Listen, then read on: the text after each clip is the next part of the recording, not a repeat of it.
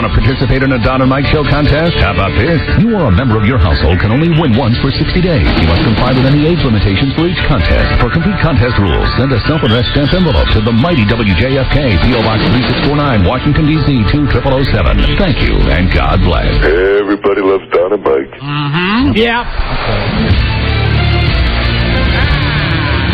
Figured, how do we start the show? About a commercial. On Friday, we'll have Rich Eisen on. Wow. From NFL Network, NFL Channel, NFL Total Access. Rich is brought to you by Tower Records and Tower.com. No one has a bigger selection of the music and movies you love than Tower. NFL Total Access, starring Rich Eisen. Every night at 7 and 10. Right there. All right. Right there. Hold on. Well, that's it. That you got it out of the way. Right there. Good night. You got it out of the way. We're here all week. That is a show Christopher Reeve will not be able to watch. No, he is a member of the trifecta. We include, of course, Rodney Dangerfield and Janet Lee. Janet Lee. Yes. That's your three right there. They will all be missed. Look, down on the ground. Oh, dear. Oh, my. Not bad. He was Heavens to Murgatroyd. He was a good Superman. Yes, he was. I want to say this. He was a real good Superman. I wasn't crazy about him in the movie with Michael Caine where he was like maybe gay and maybe not gay in that movie. But you will admit that you like the movie with Michael Caine. That's a good movie. Yes. That's a movie that's tough not to watch. Yes. I didn't like Christopher Reeve in that movie either, but as an ensemble cast, he was kind of part of that. He kind of creeped me out in that movie. Yeah. But he was a great Superman. And when I first saw the first Superman, of course, the special effects now compared to back then, you can't compare the two. But at the time, he was the definitive Superman. I believe the hype. It looked like he could fly. And he was a great Clark Kent, too. Yeah. Yeah, he was kind of shy and awkward and stuff, and then boom. Mm-hmm. He was good. Anyway, we have a brief tribute to Christopher Reeve. Very good. That doesn't even really mention his name. Right. Darlene? Yeah? What's Superman's name? Clark Kent. No, the actor. Christopher Reeve. Oh, the new one. Oh, there you go. There is. Right. Now, where does he work? At the Daily Planet newspaper in Metropolis. Did mention him. Yes. Hey. I know, I'm just teasing. They're on the Warner Brothers lot. Fine. Could you get him for me, please? Sure. Dean Cain. And Kingsley. Listen, I just wanted to call you, congratulate you on the People's Choice gig. It's pleat in your cape. Another pleat in your cape. And here it is. Bottom line. Al Hairlip Hartman. You don't want this guy. You can't understand this guy. You don't want to be introduced as Superman, do you? Whereas I, your biggest fan, will be able to announce you as Superman. Or Dean Cain. Sure. Whatever you... Hello? Hello. And it makes it so tragic. It seems like just yesterday he was walking in that Super Bowl commercial. Yeah. Rob, I have to keep telling you, and I had a hard time believing it. Like the Michael Vick commercial? What? That's a fake commercial. No. He did not really walk. Rob, that was CGI. During the Super Bowl. That was real. They used CGI to make his head look too small. No. But he was really walking. CGI. I know this, that Christopher Reeve will now never be able to go on that Michael Vick ride that I am sure really does exist. It is not just a commercial. That's CGI as well. Okay, go ahead. The world is CGI. You fooled me. Go ahead, keep believing it. Next thing you tell me is they didn't really flood New York for that movie. CGI. How's that? Yeah. So anyway, that's Christopher Reeve, and he'll be missed. The thing is, he will. Rob, he will. That's why I said it. And also one of the best ever make us laughs, which is totally inappropriate today, but he does have his place. That's true. Oh, he absolutely always will. In the history of this show. The hallowed halls. The hallowed halls of Make Us Laugh where... Stop it. You know what? You're on fire today, Rob. Stop it. You're en fuego. En fuego. He may very well influence the election because of stem cell research. And I don't know if... Could be, yeah. I don't know if you know this or not. Kerry mentioned Christopher Reeve... During the debate by name. On Friday night, yes. Right.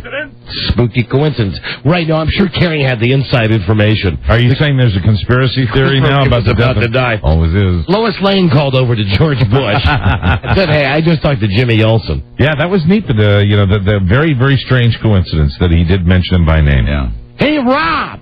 Yeah?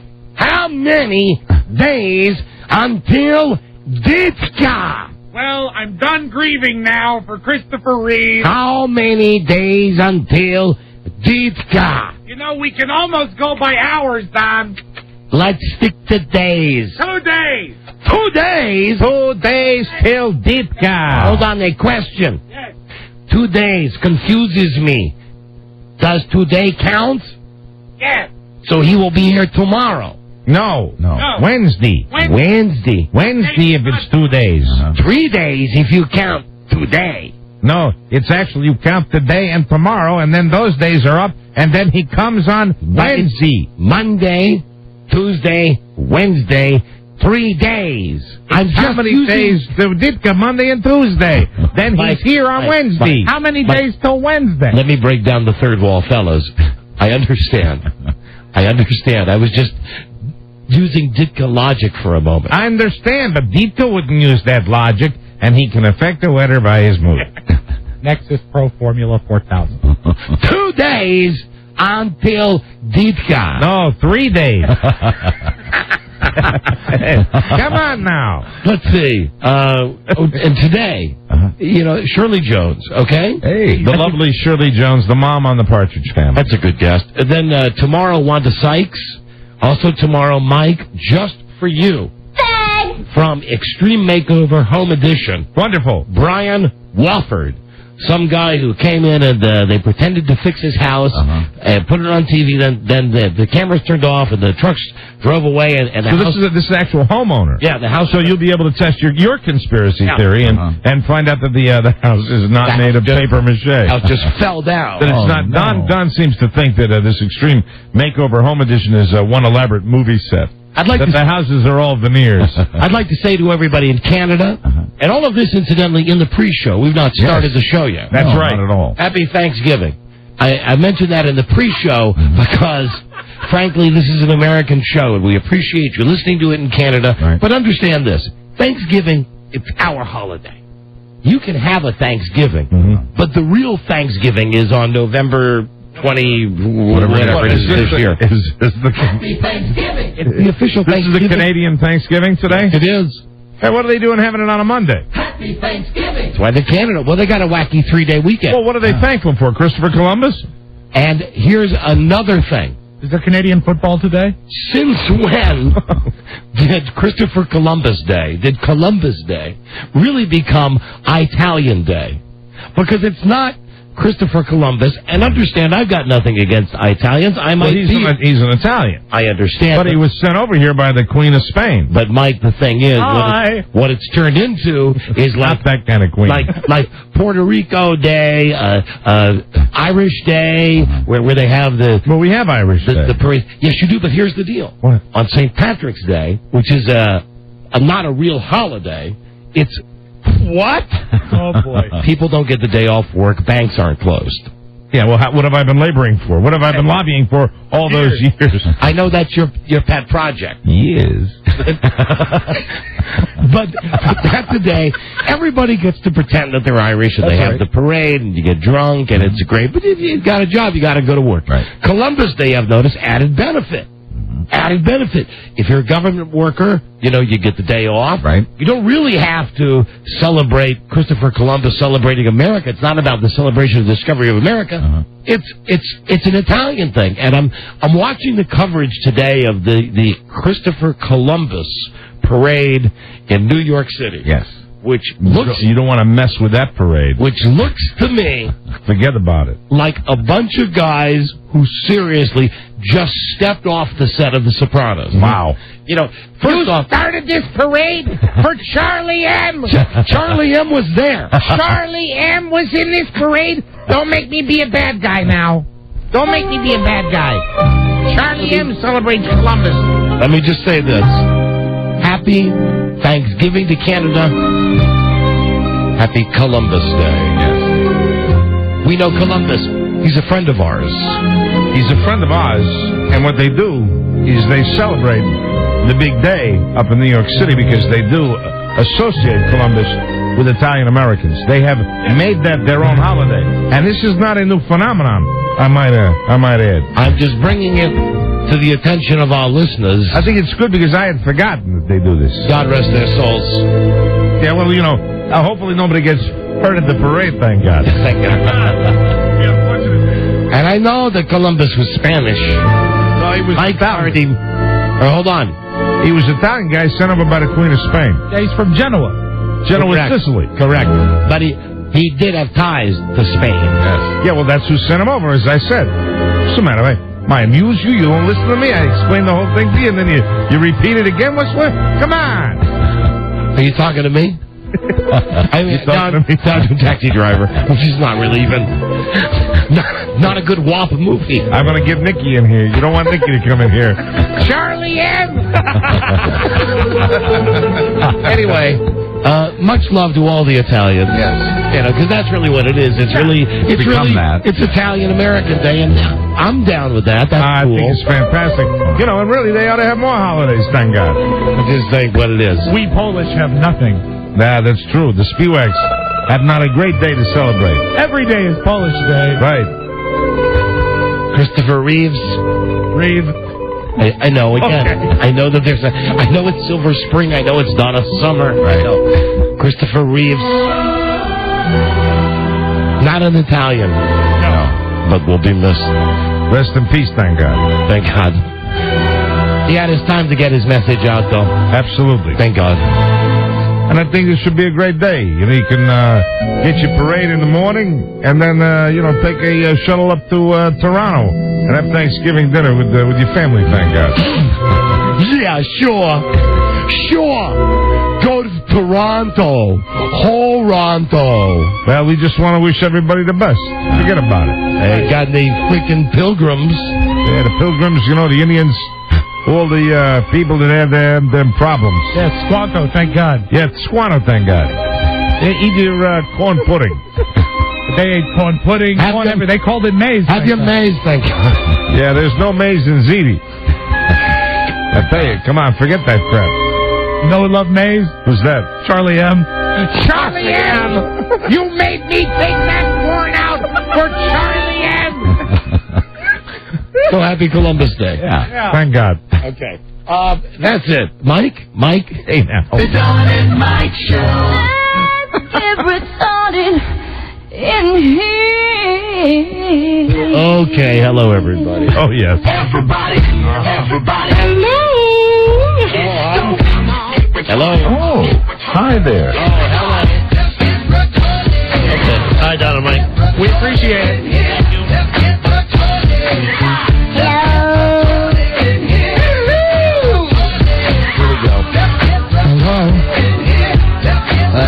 This is Keith. Yeah, Richard. Don and Mike. You can call Don and Mike anytime from anywhere in America. 877-365-3636. They're ready to believe.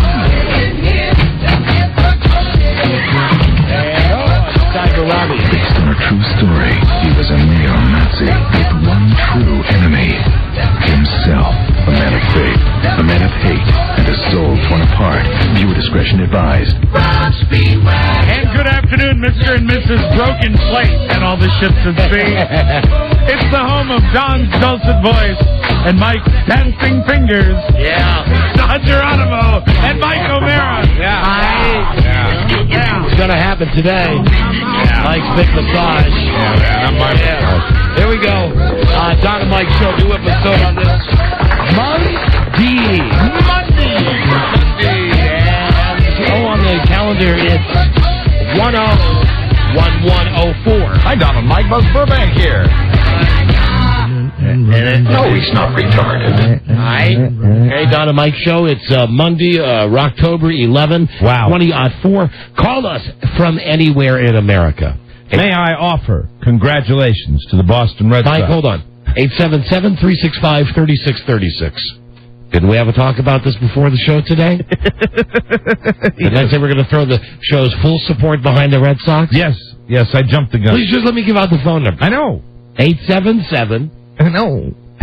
3. Come on! 6. Charlie M. Charlie M. 5. You made me wait to congratulate the Sox for Charlie M. 877. Don't make me be a bad guy now, Don. 3636 from America. From Canada. You know, go ahead and believe this Thanksgiving Day stuff. The hell is that? Yeah, come on, didn't you? What boats did you drive to Canada to get there? Okay? 800-636. 1067. It's a kooky day.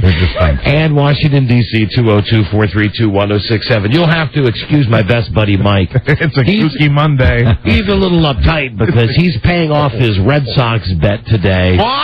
Uptight? And we have 2 beautiful massage tables in here today. I've been thinking about this since Friday. We have I almost said ropes. We have robes and towels. Right. Yeah, I mean, when I'm paying off a bet like this, our staff really goes all the way. Oh, yeah. I mean, they've got everything in here. This looks like a massage center here. We've got all of the various oils. We've got the CSI gloves, and we're ready. I don't have a hell of a lot of room to work, that's for sure. Mike's massage will be in about 2 hours now. Mike giving the massage. And incidentally, I told Mike this before the show, and I mean it. Mike lost the Red Sox bet, even though the Red Sox are now going to play the Yankees. Although that caller from California on Friday who was giving me a hard time when they came back, and it was 3-1, and then I mocked him and said it was 6-1, and well, lo and behold, we get off the air Friday night, and they tie it up at 6 apiece, and then it goes into extra innings, and we're well off the air before my man, Big Papi, David Ortiz, hits the walk-off 2-run home run, launching the Red Sox with a sweep of the Anaheim Angels into the ALCS to, for the second year in a row, face their arch rivals, the New York Yankees. It all begins tomorrow night, and I'm going to be glued to that TV set. Now, the fun begins today because way back in February or March, Mike said... I think it was February, Don. Mike said the Red Sox will win the AL East by 2 games. I want to bet you on this. This is Mike's idea. I've got the great idea for the bet. The full nude massage of Tom Gavin. You've heard that evolve now. Yes. Because Mike is being a really good winner, a good loser about this, with the whole thing with Dennis and Robert Mailman, I really think that, and I'm not really a baseball fan, let's all support the Red Sox. Yeah. Well, let's see if it helps this year. Let's see what happens. Let's see. I have a very strange feeling. I don't have the optimism that I have in February.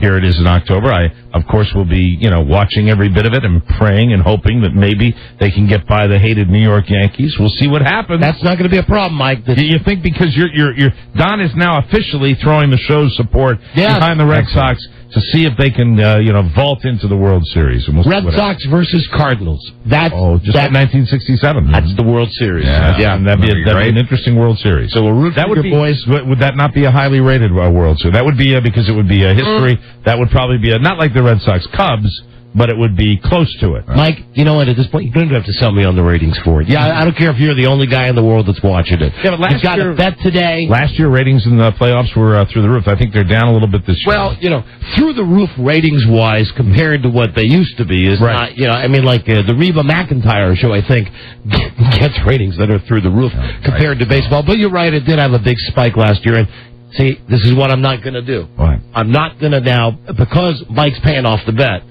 Here you are. You just can't help yourself. But I've caught myself. You can't help yourself run down baseball. I've caught myself. Look what I'm doing here today. I've stopped it. I've zipped it. No, last year the ratings were very good for baseball. You're right. The ratings were great. And this year with the Red Sox against the Yankees, they're going to be terrific. Yes, even greater. Thank you. You're welcome, Charlie M. And we'll continue that. But as I said, I wanted to congratulate him, but I've got to, because I made the bet, and because it wasn't even close when it came right down to it. The bet was, 2 games, and they didn't even, come close to winning the division at the end of the season. And we got the massage tables in here, and I'm not going to lie to our listeners. I am dreading this. Yeah, you're talking I'm about not going to... I just want to say one thing. two naked men, Dennis Murphy and Robert Mailman. I will be fulfilling this bet. Yes? Technically. My hands will be on the parts of the body discussed. But there will be no wandering fingers, and there will be a significant... just let me finish. Hold on. There will be a significant separation between the top of the leg and the glute. I'm not going near... Okay, no, I'm not going near you know where. You don't want to go by Assland. Yeah, well, I'm going to be on the glute. What I'm talking about, I don't want to go near... Okay, where... You know what I mean? Right, okay. I don't want to go near the Hanging Gardens. Nor would I want you to go there. I was thinking more south. I'm thinking... Of course. Don't forget the teeth. The feet. Oh, the feet. Oh, I mean, the feet. I'll have surgical gloves. Yes. I will be doing. Just for anybody that's listening, I want the rules established so that there's no talk of welching. You got it. All right. Each body part, each area, each foot, there will be at least, we're going to do a whole segment. There will be at least 30 seconds on every body part. Listen, here's the thing. Is that okay with you? I'm not even going to hold you to a clock because you're my buddy. You always pay the bets off. All right. The deal is you're going to give If anything particularly grosses me out, I'm not going to linger on it. You're going to give these guys a massage. Each of them, they're going to be nude with a robe on. That would include... It will be a light massage. It will not be a medium or a heavy massage. Shoulders. Shoulders, long time on the shoulders. Back. Back, long time on the back. Then, as you mentioned, the ass area, the glutes, and then... Maybe 10, 15 seconds. Then down the legs, and... Yes, and then the feet were mentioned. So feet will be touched. Feet will be squeezed. Oh, Jesus. Swedish massage then and not shiatsu. It's definitely going to be Swedish. Very good. It's not going to be shiatsu. That's I'm not going to be doing it. I will not... let me just say before everybody calls, no happy endings. None. No Zero, not allowed. Although let me say, they will be with Dennis and maybe involuntary. I believe really with a certain individual coming in here today, we need to establish ground rules, and the ground rules is no rolling over. I don't want to see anything. Are you in agreement with me on that one? Oh, I'm joking. I'm joking. I don't want to see. And no Robert's going to want to roll over. No. I'm not thinking about Robert. I'm not worried about Dennis. I'm worried about Dennis with something happening involuntarily. Yes, I'm not. Almost nocturnal. No. There's only one hole in the table, right? It's impossible for Dennis. We proved that before. Believe me, Dennis. I'm not worried about Dennis. It takes 10 days for that to happen with Dennis. Do you know how long it's been since he's had someone touch him, male or female? Don't you remember all of our medical experiments over the years with? Yeah, there was a time we gave him Viagra and put him in a room and had him watch some porno to see what would happen. And of course, there's the famous trip out to Reno where we hooked him up with the whore, and he couldn't get things done. Now, when we do this, I'm curious. But Mike, he loves you. Yeah. Here's the thing. Right. Everybody knows. And I love him right back. Dennis has a favorite. It's you. He loves you, and you're going to be touching him. He'll be naked. I'm really going to be touching him. Do we have the gloves? That's the most important thing that I don't. We do. I happen not to see in here. Do we have? Beth Ann has them in the back. Oh, wait a minute. There we go. There we go. There you go. There you go. Yeah, that's the nice sound of the spongy CSI gloves. You don't want to put a hole in those. Yeah. No, I don't. And you want to save those, Mike. We only have 3 pairs of those. Okay, yeah. So that's the one area where they, all right, where they came up short. You don't mind. Why not have hundreds of them? No, we'll have 3 just in case they're all. I think, maybe I'll be lucky and I'll be able to go through this entire horrible exercise with only one pair. This is not, as you often think, a plot of everybody out against you. It's not. It's not. If you knew the work that Beth Ann, predominantly Beth Ann, but golly, somebody's got to tell her what to do, so I have to be involved. The work that Beth Ann went through to go down to Fitness Quest, corner of Wapples Mill and Route 50 in Fairfax. Waples Mill. Wapples Mill. Oh, looks like I know. Anyway, that's where the massage tables are from. The robes and the towels. She had to drive all the way downtown to the Hotel Helix. So she put a lot of weekend work into this? And the CSI gloves are courtesy of the Hair Cuttery on Main Street. That's wonderful. So she put a lot of work into this? Yeah, she did. Yeah. Now, hold on. What's that look for? What's that look for? That's just me. It's just me. I'm in a mood today. I'm in a mood. I was in a horrible mood this morning. Hello? Hey. he moved his head in a way that would indicate he didn't believe that you were actually out. No, I totally belied it. Oh, you believed. That's not what that meant. How long have we worked together? Okay, what was Can't that? you read my body language? No, what was that? Because you worked hard all week, and I was like, okay, what is that? like, okay, whatever. Yeah, whatever. That's the way I looked at it. Oh, just the whatever. Good for her. Okay. Yeah, good for her. The real work starts at 10 after 5. All right, the real effort here. All right, now I understand. Yeah, you were saying, she got a table, she got this. See, well, Mike just no big whoop. You know what? Mike just pulled the book. It was a smirk that you had, yes. and I didn't know how to interpret your smirk. Yeah, I don't know. I'm not sure what my face is registering right now because I'm very nervous. I'm nervous. Yes, I'm not going to even say anxious. I'm going to say the real word. I'm nervous about this. I want it to be over. I want it to be quick. I mean, to realize that Robert the Angry Mailman and Dennis Murphy will be in here naked in less than 2 hours is terrifying. I did the best I could do. Well, Beth Ann, you did a great job. Okay. Yeah, I mean, it was all right. You did a great job. These are real massage tables. No, I'm very pleased that you did this the right way. And a lot of towels. Once I get my chair out of here, good. There'll be plenty of room for both of these boys. All right, Beth Ann. We'll talk to you soon. Bye. Goodbye. Oh, God. It's going to be fine. It's really... I have to tell our listening audience that it is such close quarters.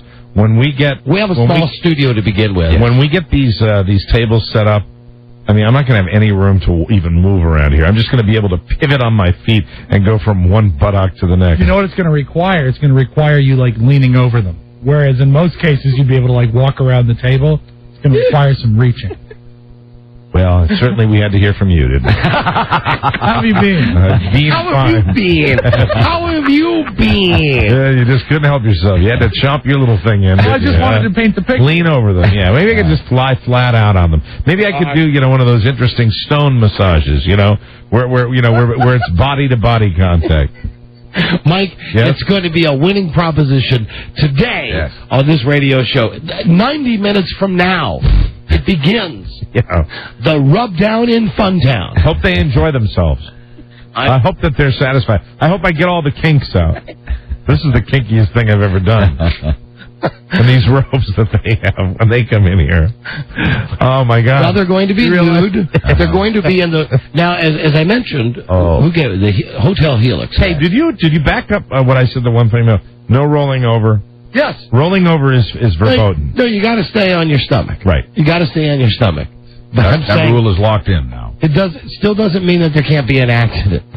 What are you talking about? Talking about Dennis. I think I'll be okay with Dennis. I'm not going to do anything that'll... I don't think... Here's all I think. I won't be doing any probing. You don't know. No. Here's all I think, Mike. Yeah. Dennis Murphy, naked. Now consider it's all the things he loves the best. What I'm thinking about Dennis Murphy is the hair. He's naked. He's on the radio. Right. Yeah. He's naked. Yeah. He's by his favorite guy in the world, Mike. Everything is there. Erotica, his love of the media, and your gentle touch. Okay, so you're thinking the combination. Yes, the excitement of it. Sure. Yeah, that's right. Well, as soon as that's over, I tell you, I'm out of here like on a skateboard. You know what? Here's the thing. I don't even think you're going to know it's happened until.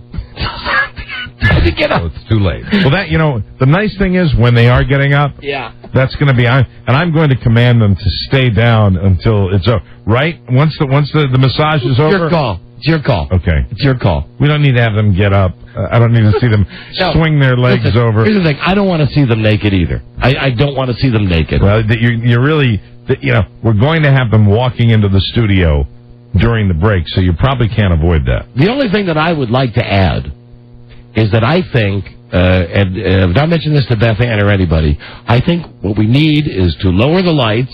Oh, yes. We need to get some incense. I'm all for lowering the lights. Some candles. Some whale music. And I was thinking some Barry White, but I'm not talking traditional. You don't want traditional, like New Age massage music? No, I bet Julie Pullman's got some in her office. No, I've already got the CD. It's you go deep Barry White cut, where it's a lot of him talking. I understand you have to do what you have to do. A lot of him, take off your brassiere, my dear. Well, I believe turning the lights down that meets with my approval. Well, it'll give a mood. Yeah.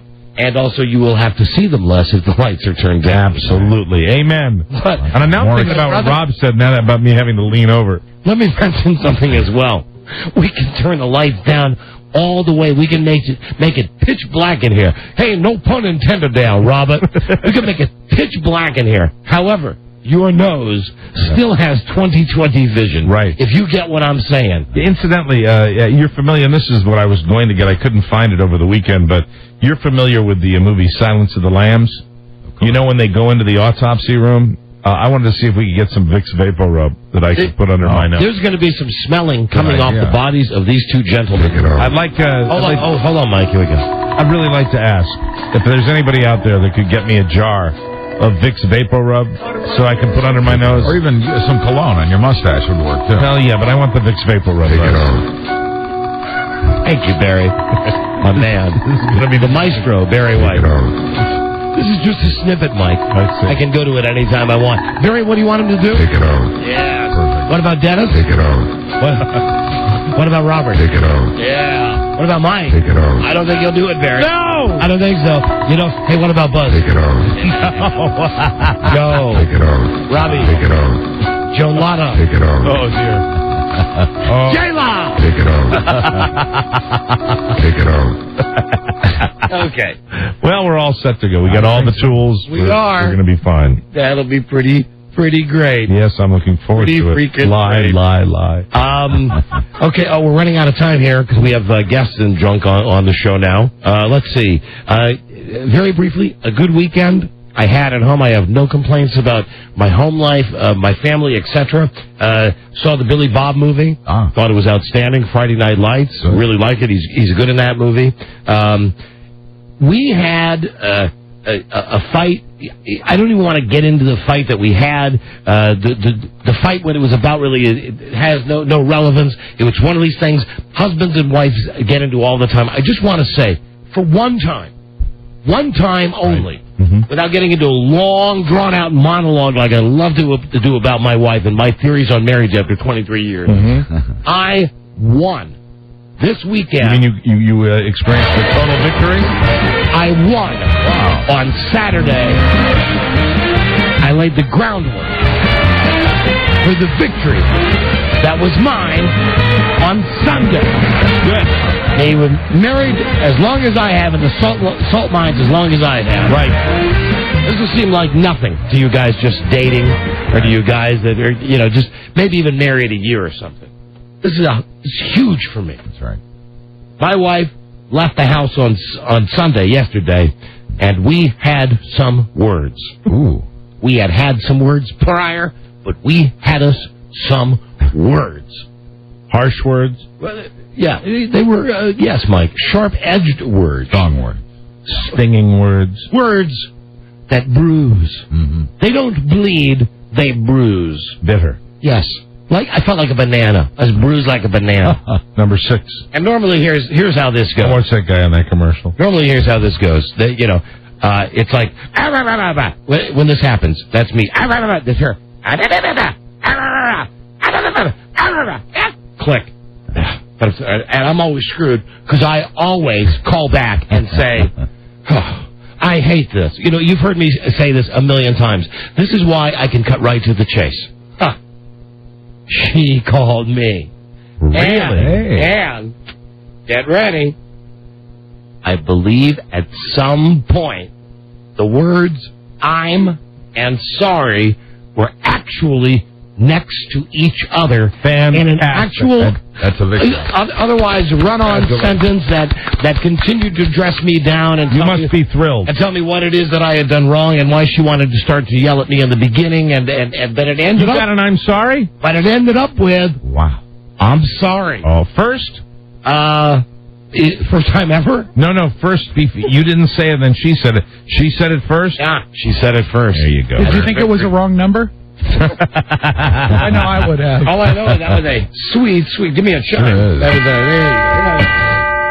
was a sweet victory for me. Always nice to get the I'm sorry. Made the weekend very nice. Yeah. And it's not a real apology, it's an I'm sorry. That's why I call it that. You get the I'm sorry.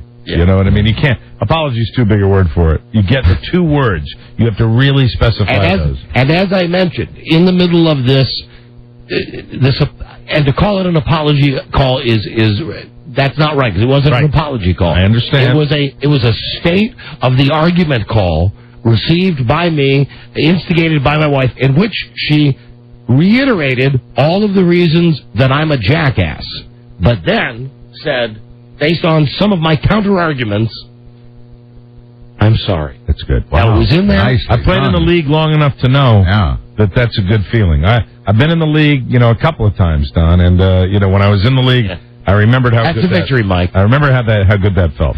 That's a victory, and that set the tone for the rest of the weekend. Oh, that's great. So it was good before we had this little, bump in the road, and then great after I'm that. going to make you feel even better. There are guys that play in the league for 35, 45, 50 years and never get what you got. You know that, don't Mike, you? I want to just say this.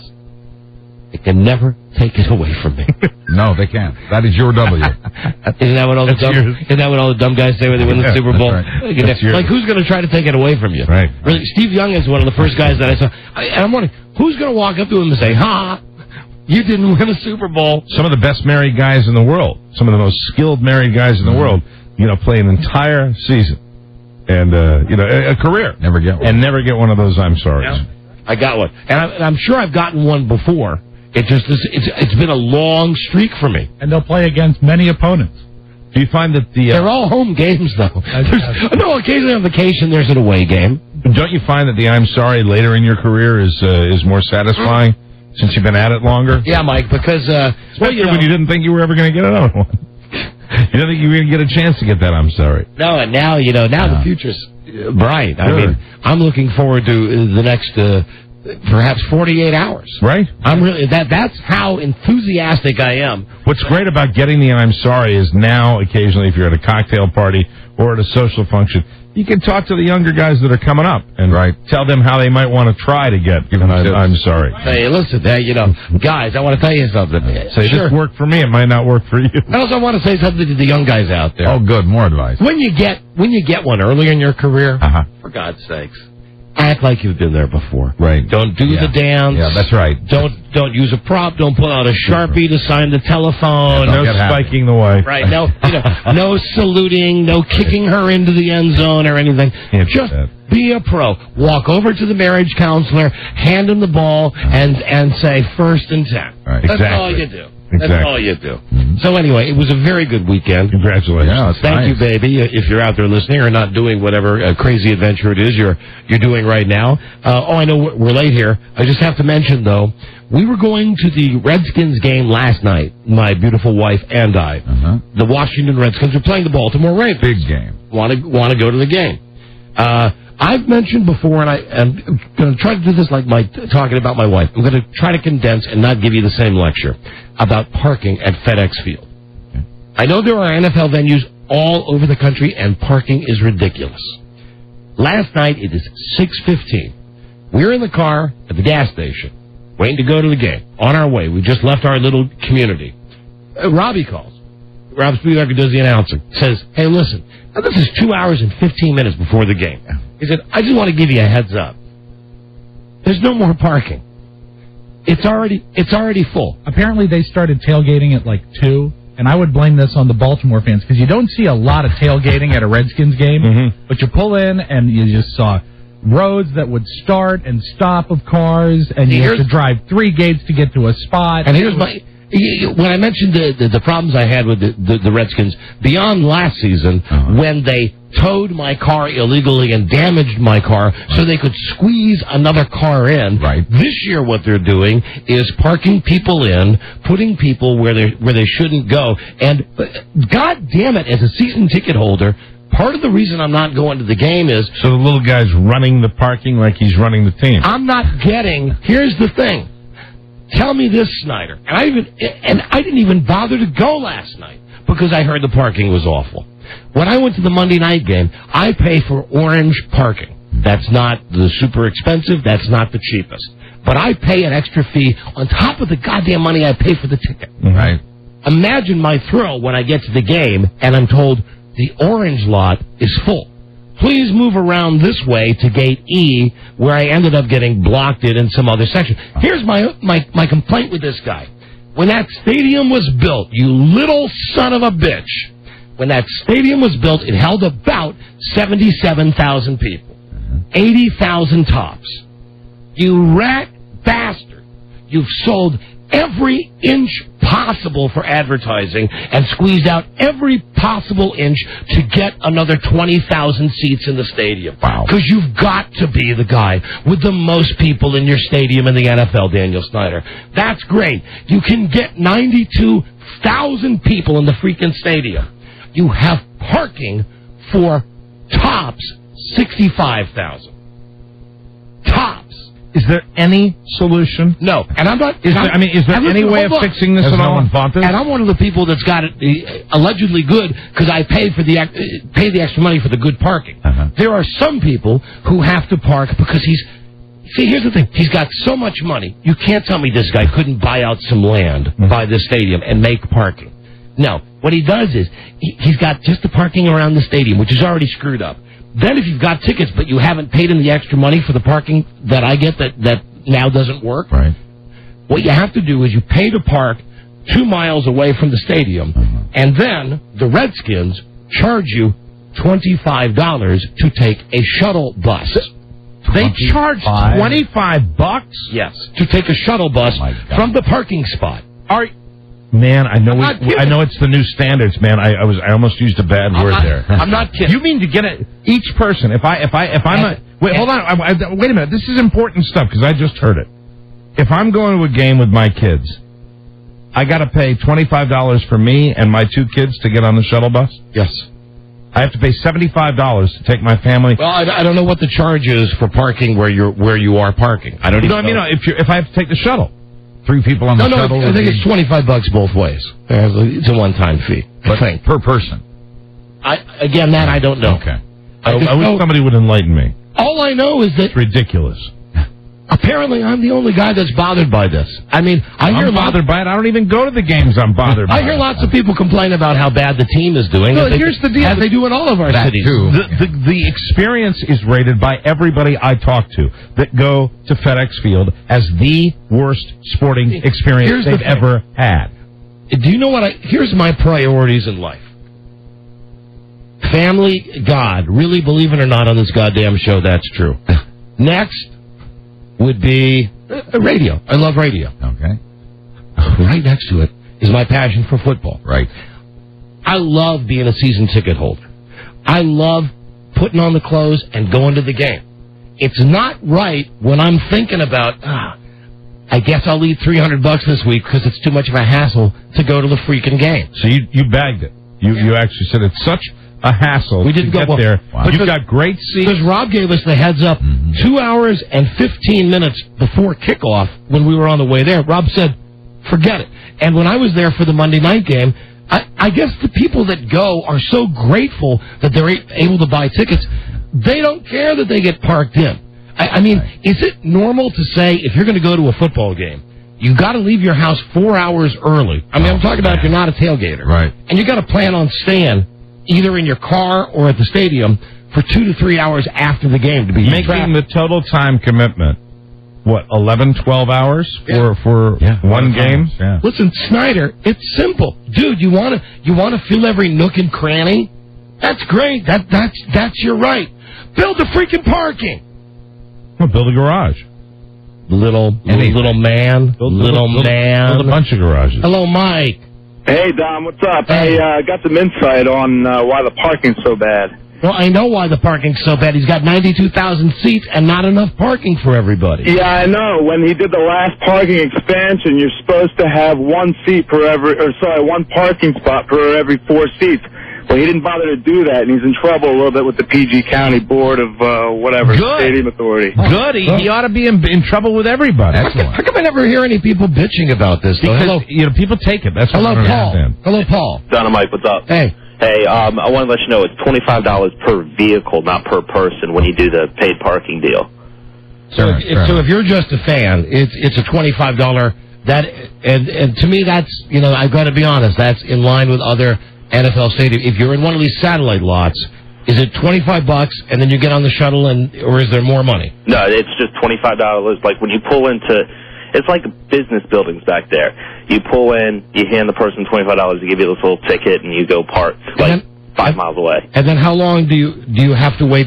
How long, once you get out of your car, does it take you to get from there to the stadium? The last game I went to, it took me about an hour. Once you got to the stadium area and paid your $25. Right. It's really helping. Okay, now that's it's good. about an hour and a half or 2 hours to get back to your car, and then you got to wait in traffic again. Right. Okay. Wow, that's great.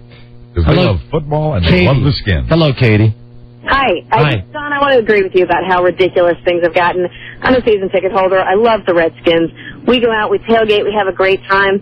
But it's just between the parking situation, the fact that all those people are crammed in now, you can't move down on the lower level during halftime.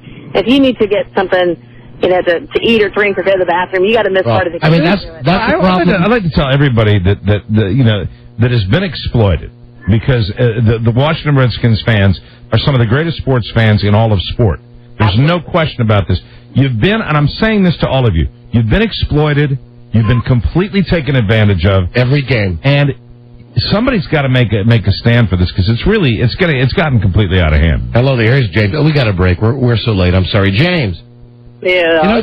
Here's the only thing, James. Before you say something, I go on about this because I know that someone at the Redskins is going to call over here and complain about it. Right. That I know that I'm not just some jerk disc jockey saying something on a radio station, although I am. Mm-hmm. We're the radio station that's the flagship for the Redskins. Yeah. So they're going to call over and go, why can't you shut that guy up? And maybe at one point someone will say, well, what was he bitching about today?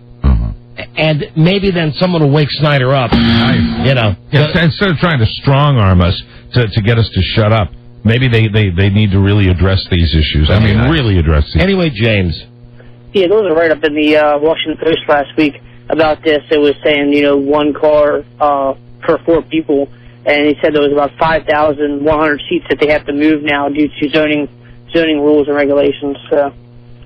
All right, well, thank you for totally stopping the show. What was that? I do not know. I do not know. Hold on. One more. Andrew, and you're the last person on. Hey, Don, what's even worse is that the bastard won't even let you walk to the stadium. He's outlawed that. You can't park away and then walk. Oh, yeah. PG County Cops will stop you. Yeah, now here's the deal. And that's how they get you, Mike. If you park in one of these satellite lots, which incidentally is, and this is a local reference, no one will get this except Mike and people who live here. The stadium is on the inside of the Beltway. Right. You know where the Cap Center used to be? On the outside of the Beltway. Right. So if you wanted to park by the Cap Center, right. There's that bridge? Yeah. Right. Snyder won't let you walk over the bridge. Now, he's going to say it's because he's concerned about safety, but it's really so he can get $25 out of you to take the shuttle from the Cap Center for a bridge that's about a half-mile long that goes over the Beltway to get to the FedEx Field. Amazing. I mean, this is too Washington, D.C. for everybody, but it stinks on ice, man. Shame, back to the old place, old RFK Stadium. Wasn't it a walk in the park? I mean, you take Metro down there, you take the subway down there. It was crowded, but it was manageable. How it's supposed to be. You got enough money to hire the greatest coach of all time, to hire all the players. You go to the goddamn stadium. It's not a football atmosphere. It's like going to the movies. But when I say, when you go to the movies, how you are negatively influenced by the fact that you have to sit through television commercials when you go to the movies. Yes. Imagine at a football game where he's already killing you on the parking and the ticket prices. You got to sit through ads. I've got all this loud. True. And plus, I didn't go to the game last night. You couldn't, really. I didn't go to the game. Boy, I'm less than a fan. I didn't go to the game. Didn't go to the game. Yeah. Well, it's frustrating, and I wonder what Shirley Jones has to say about this. That's all I can say. But I had a great weekend. Other than that, a great A weekend. Good for you. Yeah, we really did. And Mike is, he's getting his massage. I saw a celebrity over the weekend. Who's that? I saw Britt Hume of Fox, the Dan Rather of Fox News. Yeah, I was going to say, be careful with that word celebrity. with that tool. I saw him, and he sounded like that, and he let us. I played through his group out on the golf course. Oh, very nice. Played through him. Good.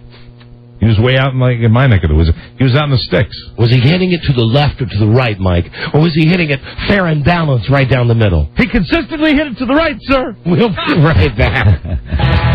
This is the Don and Mike Show. Oh, what a great audience. Weren't they too much? They were really out of sight. I bet we could have stayed out there taking vows all night. Danny, there's more to life than taking vows. Not when you're an egomaniac with grease paint in your blood. It's not grease paint anymore. It's pancake. And it's not in your blood. As a matter of fact, most of it's on the front of your shirt. So when you're talented, who needs to be neat? The Dawn and Mike Show. Rather precocious, wasn't he? They share common interests.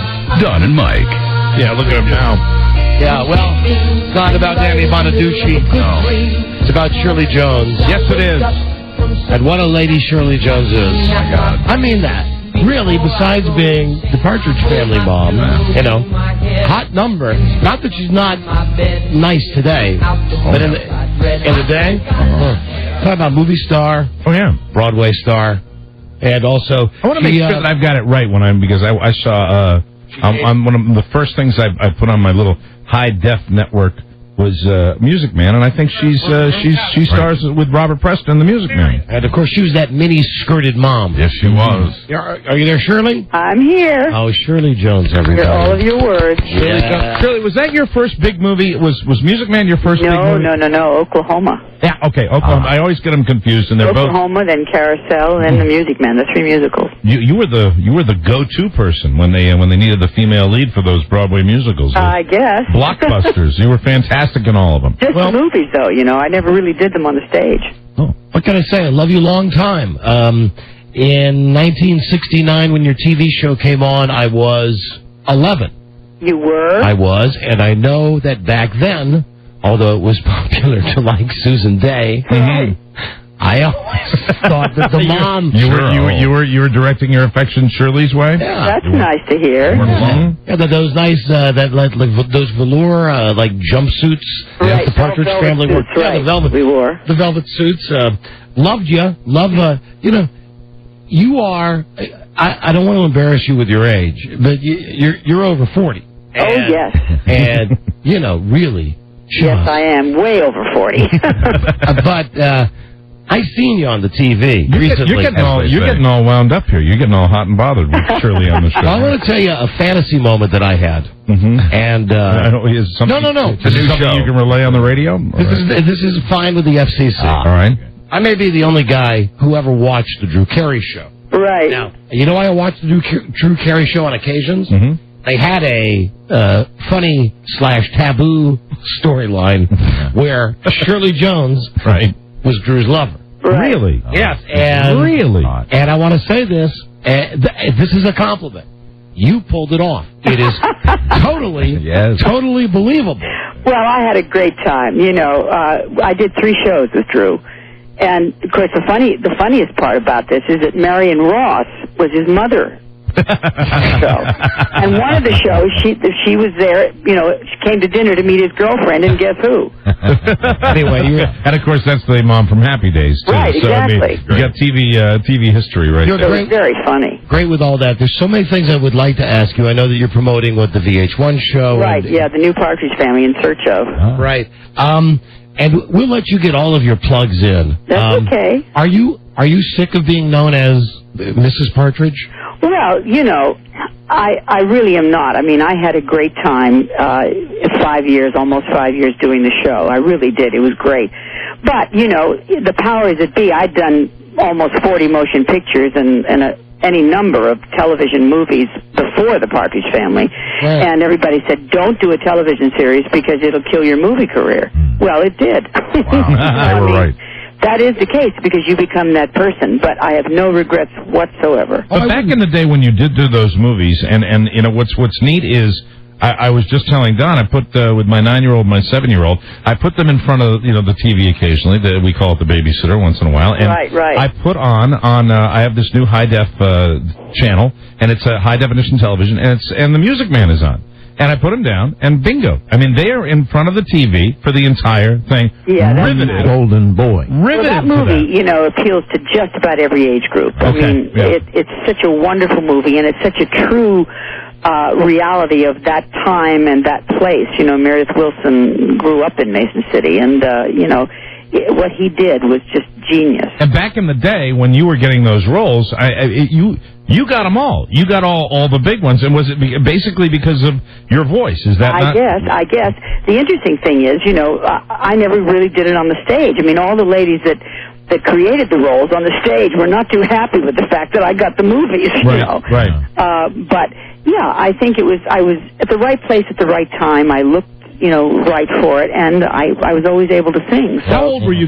I'll ask one more question about the big movies that you did early in your career. How old were you when you did Oklahoma? 18. 18 years old. Wow. 18. I was just out of high school. That's great. I was on my way to college, stopped off in New York, auditioned for Rodgers and Hammerstein, and within a year, I went into South Pacific on the stage, and within the year, I was doing the lead in Oklahoma. That's incredible. I was just throw out some names. These are all people you know.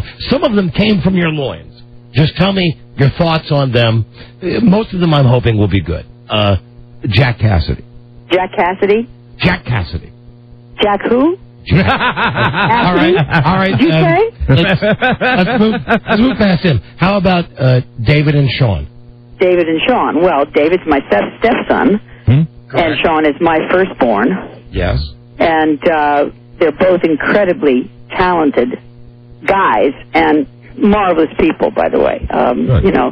David and I are working together again, doing this VH1 deal, and we've been working every weekend for the last month and a half. Shirley, I didn't mean to sound like I didn't know. I mean, I probably know more than your GYN does, of course. I knew that you were David's stepmom. Right. I'm aware of that. These are just the names that our listeners would have heard of. And now, I don't know if this next name is... I like this game, incidentally. A shaky one or not. Marty Ingalls. Oh, it's a crazy husband that I've been married to for 27 years. So you're still married? Oh, yeah. Because you and Marty, you and Marty have had really 27-year marriage with one of the best marriages in Hollywood. That's the way it's known, right? Well, basically, we've had our ups and downs, of course. I've been for divorce once. Right. That's what we were talking about it on the show the other day. I did. And we were trying to keep track of where that was. And we said, didn't they split up once? And we weren't sure. We were separated for, over a year. Right. Wasn't that, maybe not that one, but another time, weren't you guys doing a dinner theater somewhere, and we had read that the tickets weren't going well, so that this whole thing about you and him was being made to get some press? No, not at all. Am I the only one that remembers that? Although, I think, yes, we were doing love letters, is what you're talking about. Yeah, love letters, right. We were doing love letters all up and down the West Coast. And it was right after we got back together after the separation. And Marty, who is a publicity nut, he goes to the opening of a door, decided, this is the truth of the matter, decided to say in print, are they going to show up or not? That's what you're thinking of. Yes, he so what you saw was true. Yeah, so Shirley, that's what I do remember. That's what you remember. So you're still married to crazy Marty Ingalls. Oh, yeah. I like challenges, and I'm never bored, let me put it that way. I never know what he's going to do next, but I'm never bored. That's great. What did you do this weekend? You're Shirley Jones. What did you do? Did you do non-showbiz related stuff? What did you do this weekend? Well, I'm doing the VH1 thing, so we work weekends. But I worked all day Sunday. And Saturday, I have a house up in Big Bear Lake, and we drove up there. I love it up there, and I try to get there as often as I can. Is that just you and Marty? Mm-hmm. Nice. Does Marty, if I could ask one... And I had my grandsons over to swim, Patrick's little boys. They're 9 and 6. Oh, I forgot about Patrick. I'm sorry for not mentioning his name. Yes, you didn't mention Patrick. No, that's or very Ryan. True. Or Ryan. You got a ton of them. Does Marty have to take the little blue pill? The little blue pill? The little blue pill. Well, he has it, but let me tell you this, he won't take it. Would you He's afraid of medication. Oh, really? But Shirley, would you like him to take it? Of course. Of course she would. Oh, that is great. Of course she would. Well, listen, ma'am, I don't want to call you ma'am. But do you remember, Don, I want to just tell I don't want to call you honey. I want to tell Shirley one story, because she won't remember, of course, but we remember. Do you remember when we saw at LAX, we were in Los Angeles, and we saw Shirley Jones at the airport? Mm-hmm. And I think you missed us by about a split second. You were walking in. But really? you had a car full of idiots, all men, in this car, just going, "That's Shirley Jones! That's Shirley Jones!" And I think the windows were rolled up with the air conditioning on, so it would have sounded something like. But we I don't remember that. You were one of them. Well, of course you don't remember Thank that. God you don't, Shirley. But you were.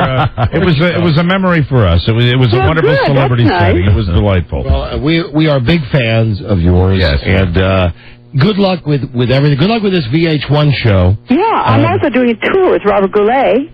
Goulet. We love Goulet. Bobby Goulet. Bobby Goulet. Are you coming? Are you coming to the nation's capital? No, we're going to be in Baltimore for a week. Oh, that's very close. Now, Baltimore's close. We're in 45 Baltimore minutes. for a week in December. Shirley, I know that you must speak to tons of DJs, but if you do mention the name Don and Mike to Robert Goulet, I swear to God, he knows us. Okay, good, I will. I have an autographed picture of Robert Goulet, and he wrote the funniest thing that I think's ever been written to me on an autograph. It said, "To Mike, thanks for keeping my career dormant." Robert Goulet. And I will never forget that as long as I live. That's funny. And Shirley, we had when we had one of those cow sills on a while ago, they mentioned that they were doing that. Yeah, I did. You know, they did a show to raise money for their brother. Right. And I came down to the theater, and I kind of talked to everybody and met everybody and talked about what they were doing and so forth. So it was great fun because I'd never met them. That's nice. And on the Partridge Family records, it's specifically like I Think I Love You. Are you singing on that? Oh yeah, I'm in the background, but I am singing on it. But I'm in the back. David became the lead singer, and of course, but every record and every album that we did, I was there. Cool. So, are you distinguishable? I mean, is your track up high enough when you get to the chorus that we could pick out your voice, or is it just you? I doubt it very much. I did the doo-wah-doo-wahs in the background mostly. Oh, you did the doo-wah-doo-wahs? Right. And the new VH1 show, how's that going, and is it what you expected it would be? Oh, yeah. Actually, it's more than I expected. I'm not thrilled with reality television. But when they told me what this was going to be and that it would be done in good taste as much as they can do that. Oh, you believe them? Yeah, and actually they have done it that way. It's really good. Good. We've been working for a month and a half every weekend now, and the show's on every Sunday night at 9 o'clock on VH1. And we have one more show to pick the Partridge Family. That's next Sunday. Are you happy so far with the recruits that you have? Yeah, very much. Very much. It's fun. It's great fun, Why do you think it is that Susan Day will not get involved with this? I don't really know, to tell you the truth, and frankly, I don't care. Very good. That's kind of like I don't understand it, but that's her decision. Well, it seems that I guess I shouldn't have brought up JC or the other one, but other than that, would you rate this a pleasurable experience? You mean talking to you? Yes. Yeah. Yes, I would. Thank God. All right. Very That's all I care about. It's important. Yes, I would. Very good, Shirley. And listen, a pleasure talking to you, Shirley. You too, guys. Okay. And Take care. Anytime. When you come to this area with Goulet. Oh, we'd love to get you and Goulet on the show. Well, listen, we're going to be in Baltimore. Why don't we work on it? What we'll do? We'd even send you a car and pay for the Subway sandwiches. Okay. All right. Thank you, Shirley. Thanks a lot. Bye, honey. Bye. Bye-bye. Yeah. Oh, cool. That sexy mini-skirted mom. She was sexy. The first who was really sexy and had the wholesome thing going at the same time. I'm not kidding. I was 11. Watched that show. To me, Susan Day looked, although I did not know the word at the time. I hate to say it. I mean, I wouldn't say it. Shirley on the show. Susan Day was the one. She looked anorexic to me. Yeah. So then my choices were either the other daughter, who... Yeah, that's not good. No. I thought about it. I thought, she's cute and all, but...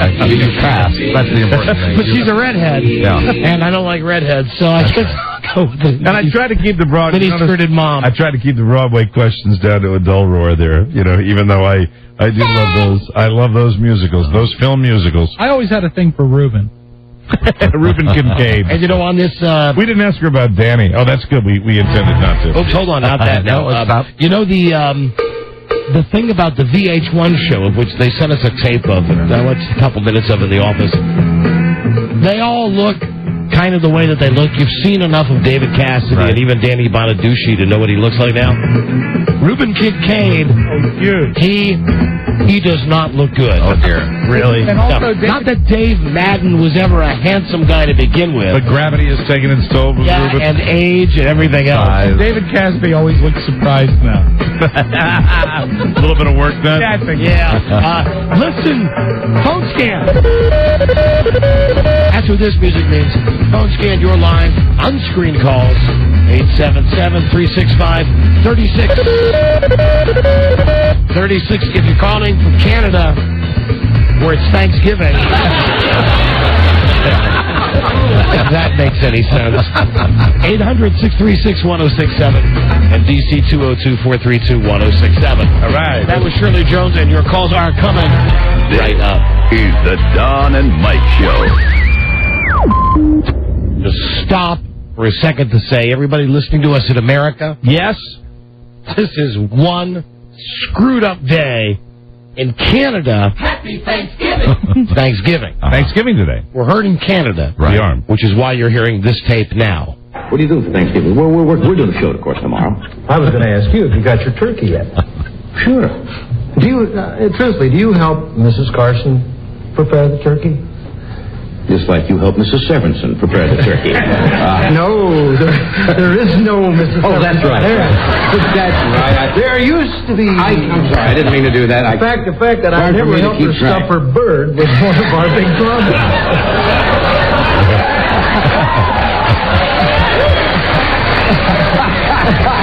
I thought that was your problem. Well, no, I forgot all about that. We've been together so long that I forget sometimes where we are. In fact, that was one of the things we really thought about. What? I wanted an oyster stuffing in the turkey, and she wanted bread stuffing, and she got bread stuffing and a lot of money.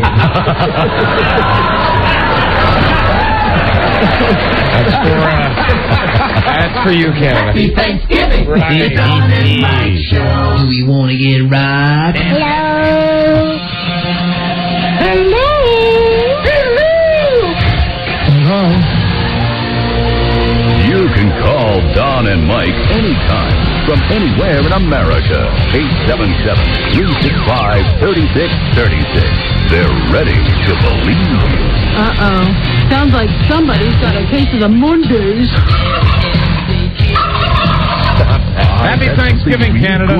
Get ready to go shopping tomorrow. And, hey, let's not forget Happy Columbus Day, too. That's right. Stop. Thank God. Everybody, just stop for 1 second. You know, celebrate that holiday, thank God. You, boy, do not approach the mic when we've not even played the bumper. I was excited with the joke. I know you're excited about the joke. Sorry. The joke. I'll go sit down. God, see what you're making me do? He's wound up today. I had to throw something at you. He's wound up today. You're like Charlie M. You made Charlie M. come to the microphone before the bumper? We go through the whole thing, and Mike's allowed to get his aside in, because unlike you, Mike has headphones on. Thank you, Charlie M. And right as he goes to Dude Walker, all I hear is, well, something I wanted to say. Okay, what was it? Well, that everyone in Canada has to get ready to go shopping tomorrow. Oh, that's right. It's shopping today. It is shopping. The Don and Mike Show. His cheeks are red again. Get right. Thank you, Rob. See, now you can talk there. You don't talk here. You can call Don and Mike anytime from anywhere in America. 877-365-3636. They're ready to believe you. And then I play the other tape, the one about the Mondays thing, right? Uh-oh. Sounds like somebody's got a case of the Mondays. And right here is where you open your mouth. I bet something really good is getting ready to happen to you today. Thanks to Don Geronimo and Michael Mara. So, Rob, I understand you have an entertaining story for us. Yes, for people in Canada. As Yeah. you know, it's Canadian Thanksgiving. Yeah. And we want to make sure they get ready to go shopping tomorrow. Phone scheme. You know, he continues. Yeah. He continues to babble. In the background. Incessantly. It's a great movie. He doesn't know when to. 877-365-3636 from America. Canada, 800-636-1067. Actually, I should cut the boy some slack. He's had An extraordinary weekend. Oh, dear. With his family. A good weekend, right, Rob? Yes, very good. Oh, Very, good. very good weekend. Wow, that's a good thing. Also, Lots and lots and lots of family. How's Carrie? Who? And tomorrow's your anniversary, you bastard. Yes, 8 years. 8 long years. Yeah. Good for you. Hey, Yeah, whatever. I hope you Give a make round of it. applause. Hope you make it. Don't clap yet. Hope you make it. Yeah, it might be early. Still only 7. All I know is, see, this is how I know that the boy. No wonder he's letting off some pressure. Right. Rob won't say this. He's got a lot of people at his house right now. Yeah. A lot of family members at his house. And one of the times over the weekend when we were talking, I figured out about 5 minutes into the conversation that Rob was speaking to me in some kind of code that indicated, now you tell me what I can say here, what I can't. My mother-in-law broke her arm. Oh, no. Yes. Ladder? How'd that happen? I paid Buzz off. No, she slipped and fell, and she broke her wrist, her arm, and Got all this slipping and falling around you two guys. So careless. So horribly careless. But we have her up for the week, which is cool, but it's just an extra body in the house. And, with 2 kids running around, Robert had quite a morning. And Big Daddy. And Big Daddy, who, by the way, we had the whole family, the whole family in yesterday, because Big Daddy turns 90 tomorrow. Wow. Happy birthday, Big Daddy. Happy birthday, Big Daddy. But, so it's quite a weekend. I couldn't wait to get back to work. Sure. So, anyway, we're talking on the phone, and at one point I said, you can't talk, can you? And he said, no. I said, and that was the tone. Hey, No, I can't. How are things going? Well, they're real crowded. Carrie's doing a super job of keeping everything organized, and that's when I realized, hold on, okay. Oh, yeah, she's right there. I said, I'll talk to you later. Harry K. is a earhead. Gotcha, gay. And I just kept blinking, hoping you could see the blinking eyes. Uth Tre Ilway Upper Say. I just realized when you say gotcha in Pig Latin, it's Acha gay. Acha gay. Oh, that's not. Acha gay. Yeah. Acha gay. Of course it is. Hello, Don and Mike Show. Phone scan. Hello. We started the music there. Hi, phone scan. Hello. Hello, and listen, countdown to Mike's massage bed payoff. Now less than 45 minutes. Wow. Until Mike gets Hello, Buzz. Hi, Hello, on-air Batman. massage. Hello, Rob. Hello, Don. Hello, Mike. To Robert and Dennis. Yes, hi, welcome to the show. Hey, Mike. I hope it's a good series, but the Yankees are going to kick ass over your Boston Red Sox. Mike, you know what? See, this is part of the privilege now. Yeah. We root for the Red Sox now. Right. On Thank the show. you. Yankee fans, scum. Yeah, see you later, scum. Hello, Don and Mike Show.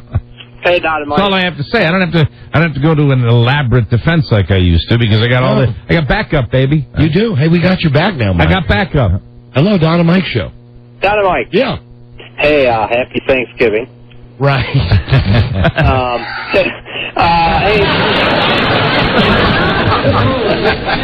Hey, Mike. Yes, sir.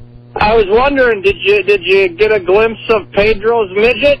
Yes. I have not seen the dwarf yet. You mean even I have seen Pedro's No, midget? I have not seen the dwarf. Wow. I do have a question for you, though. Yes. And this is just an opinion. I need to know what your thoughts are on it. If Pedro blows his first game, do you think he'll whack that midget over the head with a bat? And if he does, will he turn into 100 golden coins? I thought it was 40 gold coins, but I'm not sure. Right. That's Patton Oswalt. And remember, if you lose a fight to a midget, you become one. Oh, I didn't know that. That's it. That's why. Wow. Because at the beginning of time there was only one midget, and he got into fights with people. Rob. So that's how it happened. Here you go. Robin's just written a joke. There's a great Macy's parade this morning on Canadian TV. He's still with the Canadian thing. He keeps trying. That's right. Hello, Don and Mike Show. Nobody saw it because they were all driving. Hello. Mike, Radio God. Howdy, you're on the air. How you doing? We're doing very well, thank you. Hey, when are you going to be capturing the Los Angeles radio market? Let me see. That would be the 17th of Never. Never. 17th of Never. Right. Hey, one thing for Buzz. Yeah. Buzz, you might know me. I'm that crazy truck driver between Fresno and Sacramento. I vaguely remember, yes. Very good. You guys have a wonderful day. That's all we needed. Bye-bye. Thanks for checking in. That was Buzz, code. Buzz was worried. As I look your way, Yes. I must ask. Yes?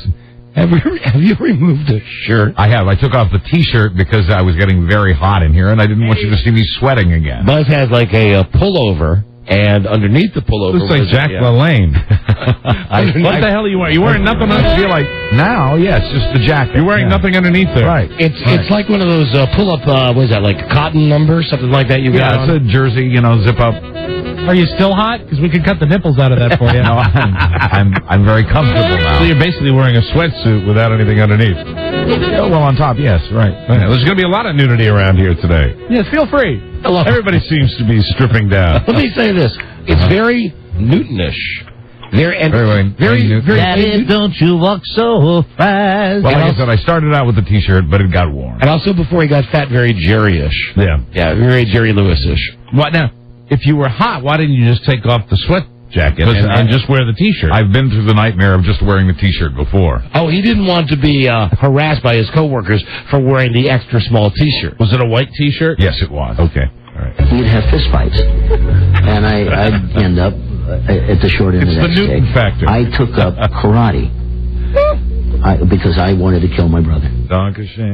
Thank you, Wayne. And here we go. I really did. Don and Mike show hello. Phone scan. Yeah, this is a question from Mike. I got two of them. Let's see if we can get through it. Yeah.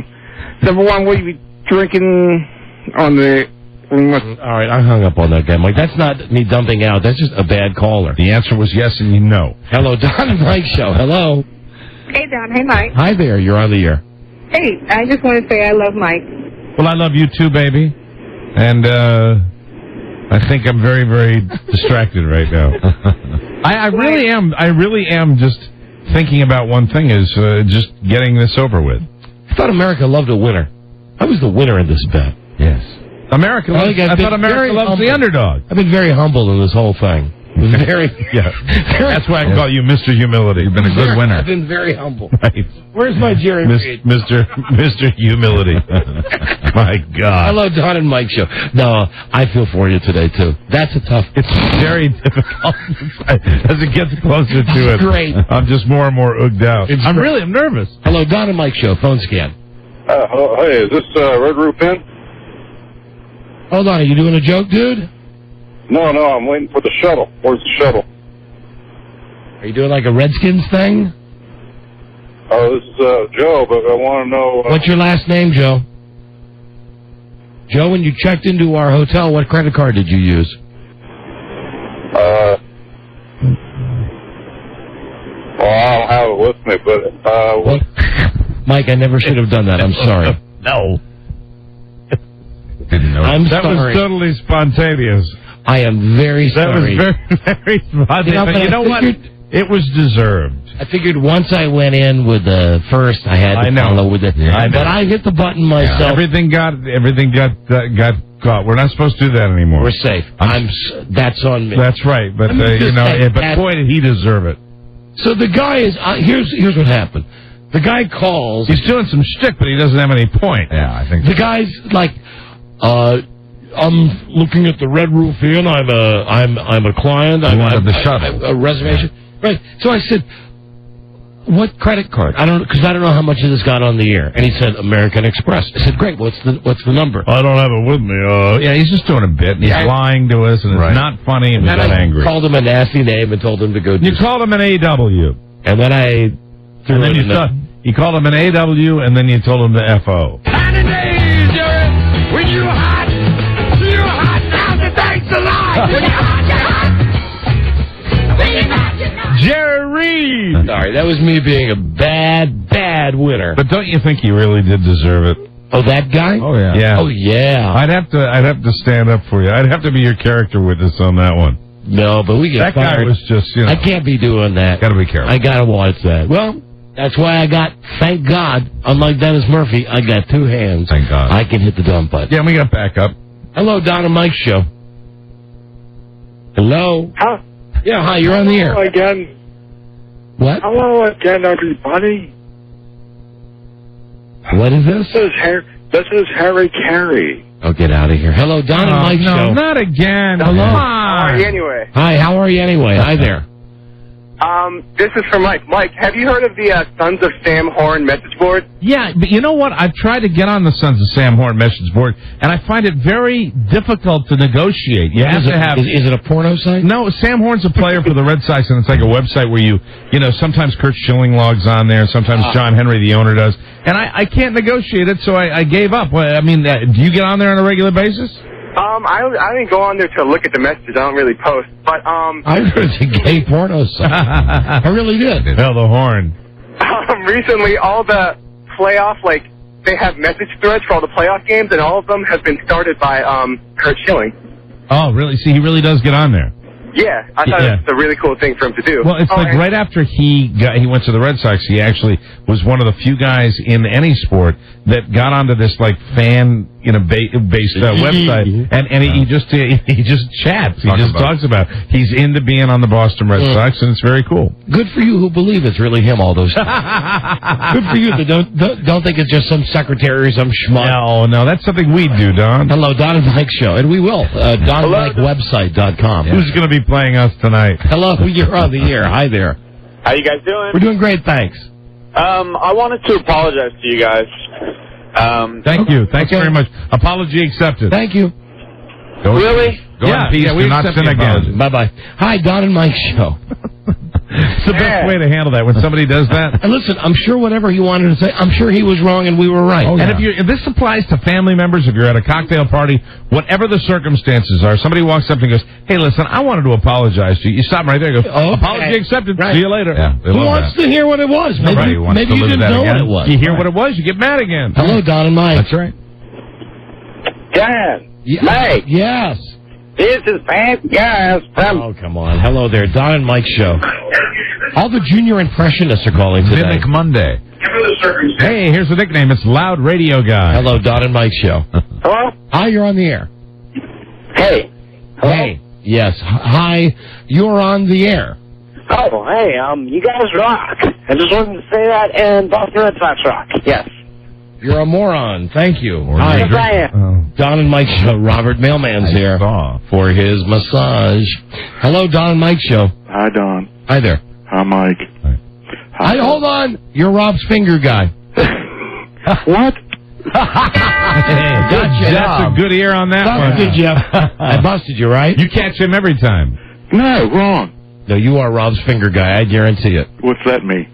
Well, do you want to keep him on to see how where he was going? Yeah, go ahead. Hi, Buzz. Hi. You're hot. Stop that. Hey, Buzz. Sir. Will you narrate Mike's massage with your sexy music and your sexy voice? See what you're doing now. You're pulling an audible. I do still believe that this is Rob's finger guy. Well, there's only one way to find out because he won't be able to get away without doing it. Sir, would you like to say hi to Rob? Hey, Pumpkinhead. Is there anything you would like to say to Rob?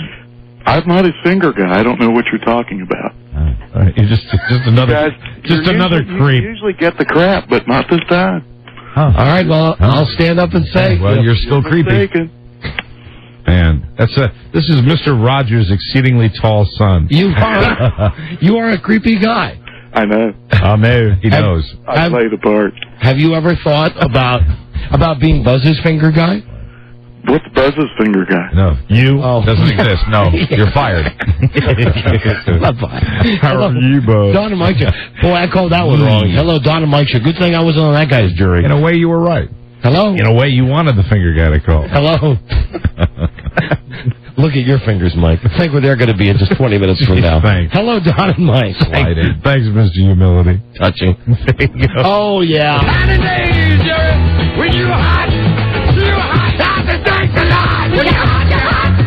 Oh, God.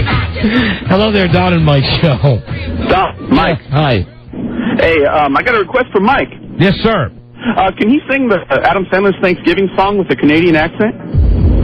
What? No. You know what? Do you? Never mind. I'm not even going to ask. Don't say it again. No. Oh, no. You wanted to almost. No. No, there was no profanity in this. Oh, no. How about this? No, I was just wondering, you know what? Do you know who that was? No. That was Charlie M. Don't make me do this. Don't make me be a bad guy. Hello, Don and Mike Show. Phone scan.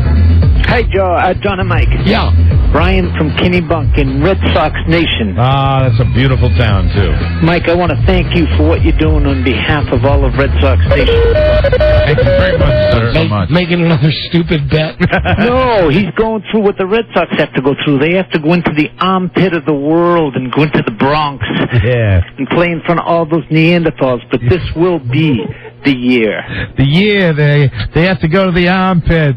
Play in front of those Neanderthals. You're the last caller. What's your name, my friend? Brian. And Brian, where are you from? In New England? Where are you from? I'm calling from Kennebunk, Maine, listening on 970 AM WZAN. That's a great radio station. Great signal on that AM. You been a Red Sox fan all your life? Yeah, my license plate says Go Bo Sox. Did Yaz ever try? That is a tough license plate to get up in Maine. Yaz ever try to come on to you? No, Yaz doesn't do that kind of thing. Yes, he does. Yaz is a You're fan. thinking of Joe Gibbs. He didn't touch you? Well, incidentally, for anyone who's keeping track of the support for the Red Sox, well, Mike, I'm sorry. That lasted. Let's see. I've got. Let me see. That's 3, 4. That 1 hour and 43 minutes. There's support here, but when the calls on the phone scan are running like 5 to 1 with your diehard Red Sox fans calling in, then I must say Yaz is a fag. Simply to balance it out. Well, yes, no, you can't. I still support the Red Sox. I'm sorry, that's basically having the cake in front of you and being able to eat it too, and it's just not going to work. Way to go, Mike. It's not going to work. Way to go, Mike. Yeah, way to go. There you are. Why don't we make it natural the way it should be? I appreciate the sentiment, but we're in the ALCS now, and it's a kind of a late offer. So we're gonna, the Red Sox. We stand on our own 2 feet. We go down together. You go down together. We basically, you bet the Red Sox we go hang down there. together. You just go with the flow. Let's keep it natural. Keep it real, baby. We can take it.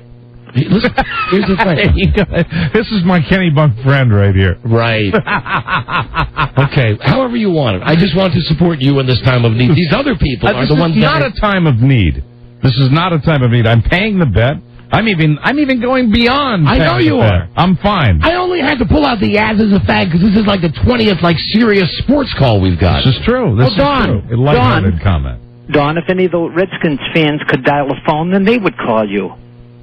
Oh, but see, the thing is, the Redskins fans wouldn't be calling to say how great the team is. Yes, that's right, Rob. This is a time of joy. This is a time of great joy. The Redskins fans would be calling to say what an ass the owner is, which is fine with me.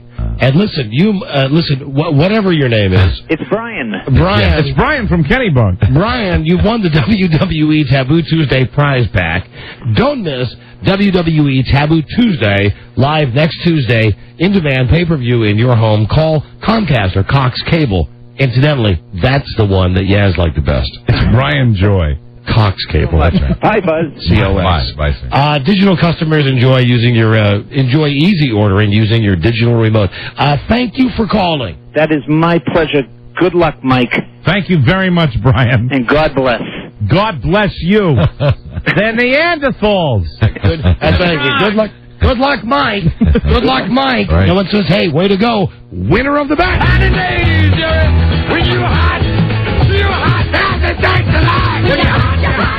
I kid because I... Don, when men are going to death row, they always get a little sympathy. Mike, I kid because I love. And I know that you don't want to do this. I don't. So hold on. Listen, you hold on for your prize. I will. We got a break.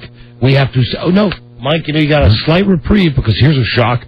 We're running a little late today. Okay. All right. We're gonna do a break of some other stuff, and then we'll have the massage. But the guys are here. I don't know if it's a reprieve or not. Robert's here. It's like, it's kind of like a firing squad. Just get it over with. Pull the trigger. Delayed execution. Yeah, they're both here. They're both here. Yes. Yeah, they're both here. They're both here, waiting to be touched. Let's postpone the joy. Rub. Let's just wait one break. Okay. Postpone the joy. Okay. We'll be right back, everybody. This is the Don and Mike Show. Can't we just have a little talk? Bob, you are testing my patience. Come on, I've come so far. I'm baby stepping. I'm doing the work. I'm baby stepping. I'm not a slacker. Listen to me. Check it out. Look at I'm in really bad shape. Come on, please, Bob, please. Bob. Give me. I need. Bob. Give me. Okay, Please. all right. Please. All right, it's 2 o'clock. Go to the bus station, buy yourself a ticket home, and then wait for me in that coffee shop. You'll meet me? I'll call you in 2 hours. Oh, my God, you're the greatest. The Don and Mike Show. Obey them, or they will choke you out. Don and Mike. Right. Moments away from Mike paying off the massage bet. Yeah! I'd like it or not. Even if I do say Yaz is a fag, Mike, I'm going to root for the Red Sox. I'm going to. You can't stop me from rooting for them. Today's modern Red Sox. As opposed to the gay rendition of they had yesteryear. back in the day. So you're not going to, call me like you have in the past when something terrible happens? No, I promise. You promise you're not going to do that this time around? I promise. Really, I promise. I'll watch as much as I can. Is it on against? I don't know. Whether is it on against Will and Grace? It's on 8 o'clock. They're 8 o'clock games. The one thing you should be happy about. Will and Grace. You should be happy about the fact that I'm not going to be, distracted during the show as I was even during the first series. Because they're nighttime games. They're all 8 o'clock games, and it should be fun. But I'm not sure I feel comfortable with you rooting for the Red Sox because you might. What I liked is you would actually enjoy the pain. You enjoyed the pain of. See, here's the thing. I'm going to get my fix of pain today. You have to pay off the bet today. And I guess it works this way. You can root for them and still, even if they lose, you're not going to suffer nearly as much as I'm going to suffer, especially if they have what they call one of their. They've coined the term one of their Greek tragedy losses that they tend to have. I just thought you would appreciate and you tell me some support. That's gay. Because I'm trying to give you support. Greek is gay. Sorry. I'm trying to give you support because you're like, look at. Can he unzip that jacket? Sure, of course I can. God. Oh, God, he did. Stop it. He did. He just did. My God, what's happened? I'm just trying to offer you support because you're being a stand-up guy by double. I appreciate that. I appreciate it. But, I'm fine. I can, I'll enjoy this. I'll enjoy this. As long as... You know why I don't want your support on this? Why? Because you're the only one who's just kind of honest about it, and you always have been year after year. I'd come in, the worst thing that can happen, last year when they lost in Game 7 of the ALCS, and people would come by and give me the old pat on the shoulder and stuff like that. And I'd come in the next day, and I'd see your grinning face. Happy. And you know what happened? I mean, one of my best friends, Randall, he's a diehard Yankee fan. I'm more comfortable with that situation. But they're going to win this year. They're going to at least make it to the World Series. So that's why. You think they're going to win, huh? Yes. Well, and also I think finally you've got some good karma here. Right. Because you're going to pay off the bet. Okay. But if it'll make you happy, I had this prepared when Nancy O'Dell from Access Hollywood comes on. Because she want to talk about Christopher Reeve. Okay. So I just wrote something there, a private message. What a lovely sentiment. I remember. Thank you for that. I appreciate that. I can't even describe the picture that I wrote a caption, like a comic book caption. Give me your Sharpie. I have to bring a smile. To just make it proper on an otherwise sad day. Was it grammatically incorrect? Yes, you made it grammatically. You made it. Well, I'm not a smart man. There, I just I made a little correction. Well, but it could be, either one. Either one. Either word works. Either word could be associated with that part of the body. See, here's why the process is great. Split hairs. It's like you're my editor on this. Split hairs. On this piece of gay graffiti that I just handed Mike involving both the Boston Red Sox and the late Christopher Reeve. Yes. There was Mike did some editing that actually helped it. It did. Yeah. It did. Enhanced it. Anyway, those were his last words. Oh, that's wonderful. The last thing Christopher Reeve said. I had no idea. Okay, before Odell gets here. Odell on the zoo. She'll want to talk about Christopher Reeve. They'll do something about him on Access Hollywood tonight. And seriously, that's a bummer. Yeah, it is. He was a brave guy and did a lot, really, to further the cause for, which is now a big debate point in the election. And about the election. Michael Moore. Now, I am a Michael Moore supporter, a Michael Moore fan, going to vote for Kerry, all that other jazz. He's going to get his wish to have Fahrenheit 9/11 out there for everybody to see. Mm-hmm. It's already on DVD, while it still is playing in some theaters, and it's either in demand or that's the Comcast one or DirecTV. With one of these companies, cable or satellite, he's going to put it on pay-per-view on November 1st, which is the night before the election. Mm-hmm. So you get the movie, and he's also got a bunch of Hollywood stars who are going to endorse the movie before it airs on this pay-per-view, which will be on the night before the election. Right. All of this is great. Mm-hmm. Has anybody stopped to think, for 1 second, that Michael Moore, with all of this stuff, with influencing the election and everything else, he's getting so friggin' rich. Oh, yeah. I mean, but beyond the wildest dreams, and I'm on his side. Crazy rich. I'm on his side, but everything's being like, yeah, Michael Moore, look at what Michael Moore's doing. Michael Moore put that movie out on DVD while it was still in the theaters. He's so brave. Michael Moore's going to put it out on pay-per-view. He really believes in the cause. Hello? Yeah. If he really believed in the cause, he'd go to In Demand and say, for one night, I'm going to run the movie for free. Right. You don't have to pay. If you really wanted people... What if Michael Moore is like the Rush Limbaugh theory that you had? Where that he really doesn't believe where it? it's just a big act. Oh. That's his, I mean, there are guys that have done it on the right, and who knows, guys could do it on the left also. Sure. You make your political stance be your, your act. That's your shtick. It could be. You never know. But anyway, Michael Moore, lots of... And so that's $10 on the night before the election. Right. Hey, dude, if you really wanted to get the message out, like I said, go to In Demand or DirecTV and say, one night, one time, just run promos. I'm going to run my movie for free. And I was reading today where the Sinclair stations are going to be running an anti-Kerry documentary on all of their stations. I believe that's the night before the election, too. And they're actually telling their stations you have to run this thing. You have to run it, right. They got a lot of like Channel 45 up in Baltimore. They got one of those. And lots of other stations are going to be doing that. So it's the highly contested election. Anyway, any more money and Michael Moore be able to realize his dream, buy the Hostess company. Save it. Wouldn't that be a great documentary of just Michael? Get a guy, and you could find a guy. Get a guy, and I'm on the other side. I am. I mean, everybody knows I'm for Kerry. I'm going to, I would love to see a documentary where it's just maybe 15 minutes of Michael Moore eating, and you get a guy that looks exactly like him. And you just have him sitting there totally pigging out. Like Fat Bastard. Don't you know you could find 1 million guys that look like Michael Moore? Oh, come on. Hey, look at this room. And fat. Michael Moore is fat, which makes me think, when I was watching the game yesterday, I don't know if you saw the ad, my big, fat, obnoxious boss. Now, first off, the boss is not big or fat. Right. He's a guy.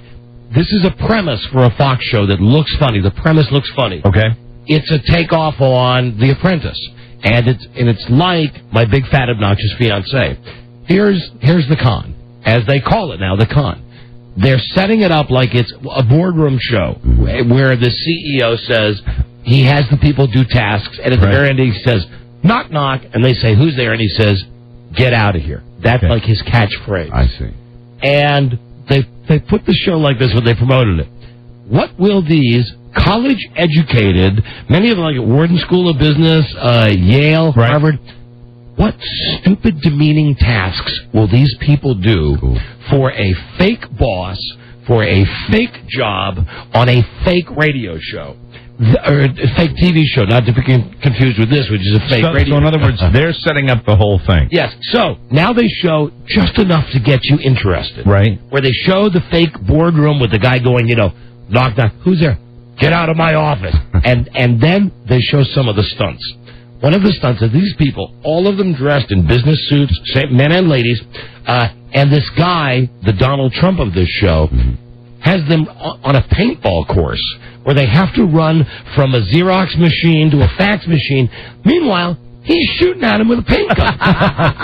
He's 10 feet away from them. Right. And they're going, boom, boom, boom, boom, boom. And you hear the people... Is he fat? Is he fat at all? No, he's not. But it's called My Big Fat Obnoxious Because Boss? they want to cash in on My Big Fat Obnoxious Fiancé. Anyway, I'm sure I'll get sick of it, but... And is he a goofball, too? Is he a funny guy, too? Or? No, you couldn't tell enough from the boss, because the boss sits there and stoically says, in his own way, you're fired. But the point is you get all of these people who think they're going to be on The Apprentice doing the dumbest stuff. So it'll probably suck, but I'll watch it anyway. Don't you think that's limitless out there, with people that want to be on these reality shows? Yeah. You tell them anything, and they'll come in there and do it. Now, speaking of, it'll probably suck, but I'll watch it anyway. There's a new Paris Hilton video coming out. A new underground Paris Hilton video. Yes. Really? Okay. Here are the scenes in the new Paris Hilton video. There are going to be 3 scenes. First, there's Paris taking care of herself. She's dialing 0 on the pink telephone. I understand. Then there's girl and girl action. And then there's a scene that involves toys. Really? That's all I will say. No men involved in this? No men. No men. She loved to be filmed, didn't she? A do-it-yourselfer, apparently. Wow. Oh, you got Nancy? Yeah. Oh, all right, hold on. We're going to get serious for 1 second here from Access Hollywood. I like calling it Accent Hollywood. Here is Nancy O'Dell. Hey, Nancy. Hey, guys. Hey, honey. You know, boy, can I tell you that if you go to nancyodell.com, can you see some beautiful pictures of this host of Access Hollywood? Absolutely.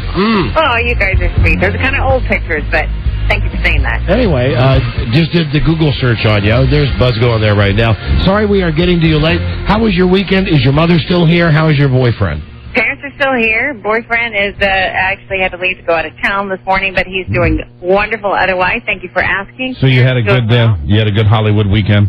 I had a good Hollywood weekend. I'm still moving things around my house, so it was not the most relaxing of weekends, but it was a good weekend. Nancy, how have you been? How have I been? No. See, this is the thing. You might want to work this on your TV show now. Yeah, this might work for you. You will. This is really caught on for us as a catchphrase. You don't say "How have you been?" It's "How have you been?" That's it. How have you been? How have you been? You got it. How have you been? How have you been? Okay, Nancy, tonight, Access Hollywood. We were talking about Christopher Reeve. You're going to have a lot about him tonight, correct? Yeah, we have several segments on Christopher. We have him an interview that we did with him a couple of years ago, and the stuff that he was talking about doing for stem cell research. We have Carrie's reaction to his death, because he was mentioned in the debate the other day. And then one of the stories that I enjoyed the most was the love story between Dana and Christopher and how she was so devoted to him after his accident. That one makes you almost tear up. So I would and also, he directed that A&E movie, which was also about a 25-year-old girl who was also paralyzed, and that's a very touching story, and we show how he was trying to bring to light, some of the problems associated with getting research done. So, generally speaking, tonight on Access Hollywood, I mean, you're going to have your other stuff. You're still going to have Billy Bob is Crazy and all that stuff, but the focus is going to be on Christopher Reeve. Oh, absolutely. I'd say probably half the show was on Christopher Reeve. Gotcha. Yeah, it'll be interesting to see, and obviously you don't want to see somebody die for any cause, but it'll be interesting to see how much more spotlight this puts on the entire issue in this presidential campaign of stem cell research. It's going to be interesting to see. I think it's huge. I think it's going to be huge. Normally you would not be getting Carrie's reaction to Christopher Reeve's death, and because of his association with it and having mentioned Christopher Reeve the other day, then it brings to light hugely, It does. Hugely the issue. Listen, on that regard, because the topic of your show tonight, we'll keep it brief today because it's going to be kind of a serious Accent Hollywood tonight. That's right. Let's chat tomorrow when we can talk about Paris Hilton's new video and. It's always tomorrow. Incidentally, and there always seems to be a Paris Hilton video. Yeah. Have you? There always seems to be something about Britney or Paris, huh? Have you ever thought of calling her Zitney Spears? Do you think she's got a little acne problem happening? I have a picture that I don't know if you're going to have on your show tonight, Nancy. You didn't get that from one of the Star magazines, did you? Yes, I did. What are you doing reading all that stuff, huh? Here's a picture of Britney at a spa. And what she's doing is picking a zit right on the side of her nose. Mike, you'll take a look at that. Zitney Spears. It's amazing how I think they just sit there and photograph people all day long, and they catch them in these weird, awkward positions, don't they? That's why they get the big bucks. Well, I mean, you're a well-known figure in Hollywood. I'm sure you had to deal a little bit with the paparazzi, even though you're covering these people. I mean, you're one of the beautiful people. Nancy, if you were sitting at a bistro on the street, I'd like to how she would handle it. Would you pop a zit first off in public? It was so funny because I actually was in New York not long ago, and I was sitting there in one of those cafes, that faces the street, so it's completely open, and there was this limo parked across the street, and I was sitting there, and I leaned over, and I kissed my boyfriend, fortunately, because I was kissing on, and I gave him a kiss, all of a sudden you heard this click, click, click, click, click, and we looked over, and there was a guy right there as you were eating, and we were laughing about it because he was actually on a cell phone at the time. I said, well, that's going to be one of those where read the body language. He's only paying attention to the phone. What is the strategy for handling that situation? I mean, how do most people do it? You ignore them, you give them access for a short time, and hopefully they'll go away. How do you handle that type of thing? I always think, and when I talk to celebrities, kind of big issue that comes up. Here's the background. They have some kind of big issue that comes up. I think that they should just immediately come out and make a statement, because then it does have everybody lay off, But I think sometimes the publicity, they like the ongoing publicity to say, any kind of publicity is good publicity, and I think they egg it on a little bit. When you were kissing your boyfriend, was it a man-on-woman kiss? Was it a... Just a little peck on the lips. Or peck on the lips. Okay, all right. So none of that slobbery. Enough to leave lipstick on his lips? It may have left a little lipstick on his lips, but I just finished the shoot, so it probably was well. Well, I was wondering how, you see, while I'm not going to ask the tongue question, I will ask, were your lips firmly pressed against his to indicate passion? There's definitely passion there, but I think at this particular moment, it was just like a little "I'm thinking about you" kiss. Well, that's good. A kiss is a kiss. There you go. Yeah. All right, Nancy. Well, like I said, the body language will be he's on the cell phone, and I'm like uttering some kisses. That's exactly what they do. All right, listen, go do your TV show. We will talk to you tomorrow. All right, guys. Have a good one. All right, bye-bye. Thank you, Nancy. Here is Nancy O'Dell from Accent Hollywood. And yeah, if you got a did you go to her website? I did. Yeah, very attractive woman. You try to flip that around for Mike? The pictures were really small. That's all right. No, that's okay. She's cute. Yeah, she is. She's really cute. What, Rob? What? What? Unzipping the front of her nose. No, unzipping the front of Buzz. Oh, yeah. That's right. I'm sorry. For a second, I thought you were talking about a woman. Foolish me. I said he was talking about Buzz. There you go. Hold on. There you go. Access Hollywood. That's tonight. Check your local listings. Sure you don't want to keep her on a little longer? Thanks. Mike, I know you were trying to string that thing on because it's time for the mini massage. Nope, I got just enough time for one feel good. Mm-hmm. This is going to make you feel good. Okay. Now, Mike, I know you were in a frat. Yeah. When you went to college. Yes, Sigma Phi Epsilon. Here you go. This is from the University of Colorado. Let me just say. This is another hazing story? Yes, but let me say, when I say it's a feel-good, it has a bad ending. Okay, all right. No. Okay? Which means I'm going to need the ding. Yes, to lighten it up. Ding. Okay, so they got a guy that's pledging a frat. And one of the things that the Chi-Psi frat does is take the men out, they blindfold them, lead them into the woods, and then they drink a lot of whiskey and wine. Sure. So there's a kid, Gordy Bailey. He got back to the frat house. He had been blindfolded and had been forced to drink this stuff. Anyway, he passed out. He passed out with his shoes on. And according to the grand tradition of Chi-Psi, and I hope I'm pronouncing that correctly, because he had his shoes on, it means that the other guys should draw on him with a magic marker. Mm-hmm. So, they did draw on him. They drew pictures of male genitalia. They drew things like insert something here close to his mouth, all over his face and all over his body. They wrote, do this to me, I like doing it. I mean, almost like a tattoo. Right. Finally, when they get done with this, and the guy's covered from head to toe in obscenities. Yes. Somebody says, hey, this is so funny, he's got to see this. And that's when they realize that they've been drawing on a dead kid. Oh, my God. That's why it was so easy. Yeah. The blood alcohol level was 0.328, and that is more than 4 times the legal limit. So, wow.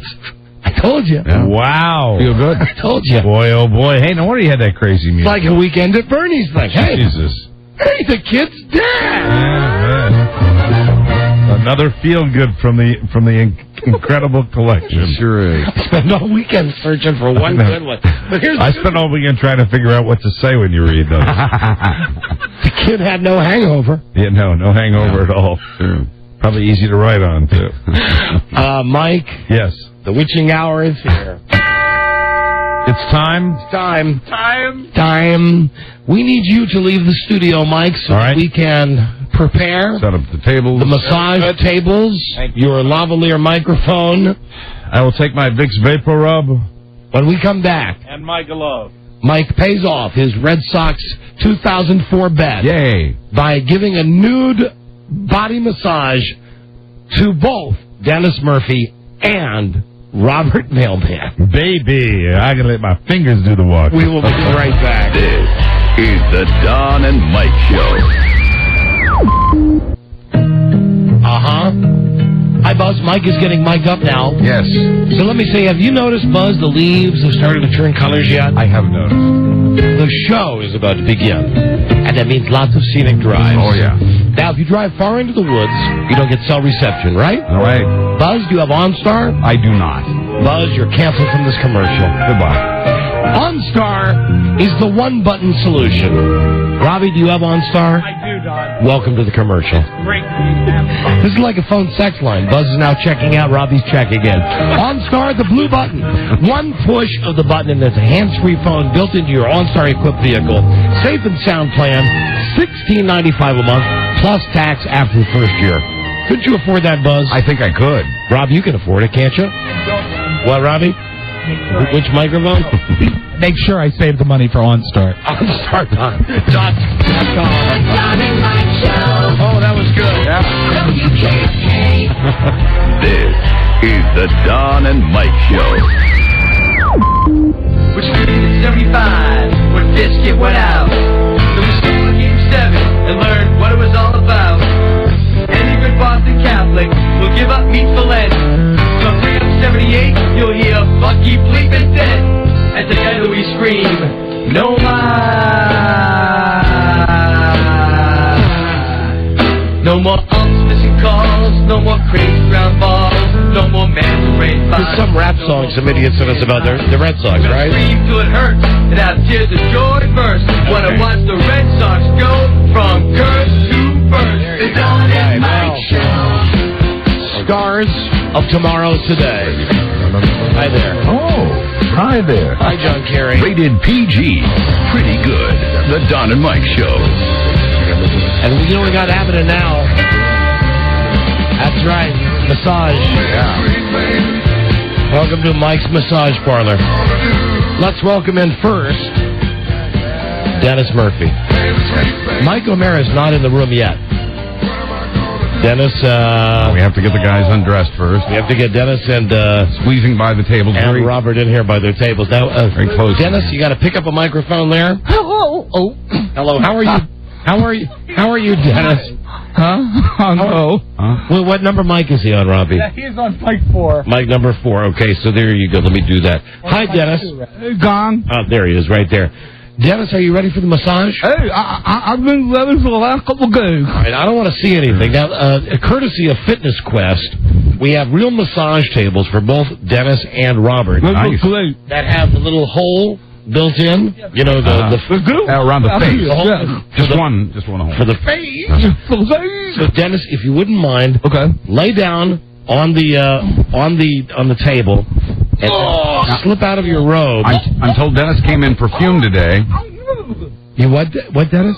Dennis, talk into the microphone. I'm nude. I know you're a nude. He's nude. You're nude. You're nude. It's time for a massage. Yeah. Okay. All right, now. Undo the robe? Yes, trust me, no one wants to see this. Go ahead and undo the robe. Dennis came in smelling fresh today, but you notice the perspiration forming around his hairline. Meanwhile, Rob is getting pictures, because eventually this will all be on DonnaMikeWebsite.com. Really? Okay, Don. Oh, dear. Oh, dear. Now, Dennis, here's what you have to do, and I don't want to see this. Okay. What you have to do, and I'm going to turn my back. Yeah. Okay. Beth Ann, I want you to come over here to the main control position. Step over here. Now, come here. Down. You watch Dennis, because I can't. I'm afraid I'll go gay or blind. What? Not that there would be anything wrong with either of them. Blind. Dennis, you watch him to make sure he takes the towel off, please, Beth Ann, or takes the robe off and puts the towel over his butt. Okay? All right. I have to give up. You know, he's nude under there. I know he is. Or lewd. That's why you're looking. Okay. So tell us what you're seeing. The game A lot of back with hair. He could use that laser surgery that Rob had. The game operation comes to mind. He's trying not to show. Thank God for this. Okay. Thank God for oh, you mean the plexiglass? I'm ready. Everything's okay now. You can look. I'm ready. He's ready. And now let's welcome into the squared circle Robert Mailman. John, you can look, but everything's not all right. I have to correct her on that. Robert Mailman, who I've already seen wearing. I've got my face in a hole. Okay, pipe down, Dennis. Okay. Robert Mailman is wearing his, at least when he arrived today, he had his O.J. Simpson jersey on. Mm-hmm. Bobby Mailman, why are you wearing bunny ears? Trying to gay it up a little bit. And but I don't think I can. I noticed you brought snacks and beverages. Oh yeah, And I got magazine. little cheese and some tomatoes, baby tomatoes, and some a little soda and some beer. Oh, it's nice. Oh, I think I'm gonna need this. I'm really messed up here. All right, well, Robert, It's sad. It's a sad day. No You kidding. have to see him next. Yeah. I'm talking about in the green room. now if- the green room was brown all of a sudden. Now, here's what we need, Robert. We need you to slip out of your robe and put the towel on. And Beth Ann, we need you to I'm going to turn my back. We need you to cover the show. Okay, well, How you doing, bud? I'm well, Robert. Nice day. It's a lovely day. Okay. I need another hole here. No, Robert, your face goes down there. Okay. Okay, you have to take This the robe table's off. cold. I know. You got to cook a robe off now. You looking at Mike is looking. Don's looking. He's cheating. Stop licking your lips. I want to make sure you just get this thing done. Hey, Rob, I will leave right now messing with you, okay? Racist bastard. You have to take the robe off. Gotta take the robe completely off. Yes, that's why I'm not looking, Robert. Sorry, That's all right. I'll look away. Here you go, bro. Black Hills in Kentucky. There you go. I'll hum like that. It's full of vitamins. And good for you. La la la. All right. Okay. This is true. Oh. It's not easy, is it? He's holding a microphone and laying on his stomach and. Now you have to put a towel on your butt. Oh please, yes. Are these tables sterile? On your big, Not anymore. No. I can't. They're not sterile anymore. Is it covered? Yeah, a little bit. I need another towel. Robert needs 2 towels I'll lift up if you want. Well, thank you. for complete coverage. You're welcome. Is it covered? Yeah, my Yeah, it's covered. It's covered. All right, let's So welcome have I earned the right to come back on the show now? Robert, you are always welcome on the show. Let's welcome in now the loser of the annual Red Sox bet, Mike O'Mara. Why does it always end up in something? Hello. Last year, Mike. last year was wet. Hold on. What are you laughing at? Hello, Robert. That sounds perfect. It's going to be really. Can you hear me okay? Hold on. What microphone is Mike on? Mike, the loud one. 5. Mike? Hello? Can you hear me? Hold on. I'm going to have to run your level. I'm over here now. You know what? I don't think that's pinning the... You know what? It's on the wrong side of Mike's lapel. You see that? The microphone is being obscured. Hold on a second. How's that? Much better. How's that? Yeah, but see, Mike, you got to be hands-free. Yeah, I know, but I mean, see, this is the side of the lapel. I assumed that the wider end was the microphone, and I had it right here. Can you just so it was right here. Flip it right. I think it was the other way, though. There we go. How does that sound? Does that sound good? Yeah, that's much better. And you know, it's going to be real easy to get a word in edgewise in this room. Now, let's see. Okay, hold on. Microphone check here. Dennis, is your microphone working? 1, 2, 3. Robert. 1, 2, 4. Great. And Mike, is your mic on? Check 1, 2, Don. Beautiful. Hi, gentlemen. Hello, Mike. Thank you for joining me today. Rob, if you would please turn down the lights, Rob. All right, I'm going to move over to my position. To this, Rob. All right. Is that your camera? Yeah. Already? Mike? Hi, Don. Hi, Mike. Good. Rob, hi, can you hear me okay? Rob, just a little less on the lights. A little less. Make it a little more sensual than... Oh, God. Mike, are you ready? I don't want to do the glutes. I want to say that Mike is a stand-up guy. Watch the oil, buddy. Mike is a man of his word. Light on the oil. All right, who do you want me to start with? Dealer's choice. No, I'm not making that call. No. Start with Robert. All right, here we go. First of all, I'm going to... Hold on. I'm not doing this until I get the permission to go. I just had to mention I won the bet. Yes, Mike, please begin the massage. No. Okay, Robert. Here we go. Starting with the back. There we go, The upper Robert. back, shoulder blades. There we go. Mike is now actually rubbing a naked man. Absolutely. How's that? As Robert begins to glisten. Absolutely. Somebody. All right. There we go. Here's the... Yes, sir. All right, there we A go. little karate chop type. Yeah, a little massage. chop. Oh, boy. Mike, what do you... All right. I'm working on Robert's back. How is that, Robert? All right, there we go. Doing the back, the shoulders. I'm going to... Now do the glutes, Mike. The glutes. Do I do the glutes with towel or without towel? Save the best for last. With towel, please. With towel, sure. With towel. There we go. Yeah, I did the glutes. Now I'm doing the know what? I'm doing the leg. I've had enough. There we go. All right, now the feet. Oh, God. The feet. The feet. Oh, gee. There we go. Doing the feet here. How those feet, huh? All right, there you go, Robert. Thank you very much. Robert brought candles. Now I'm moving over. I'll go back if I'm doing this too fast. I want to pay the bet. You're doing this very quickly. A little fast. Do you want me to? What do you want me? You direct me. It's your. It's the payoff. Hey, Start on Dennis. Mike, you want a piece of cheese? No, thank you, Robert. Thank you. Robert brought I'm gonna put some more oil on. Snacks. Start on I'm gonna put some.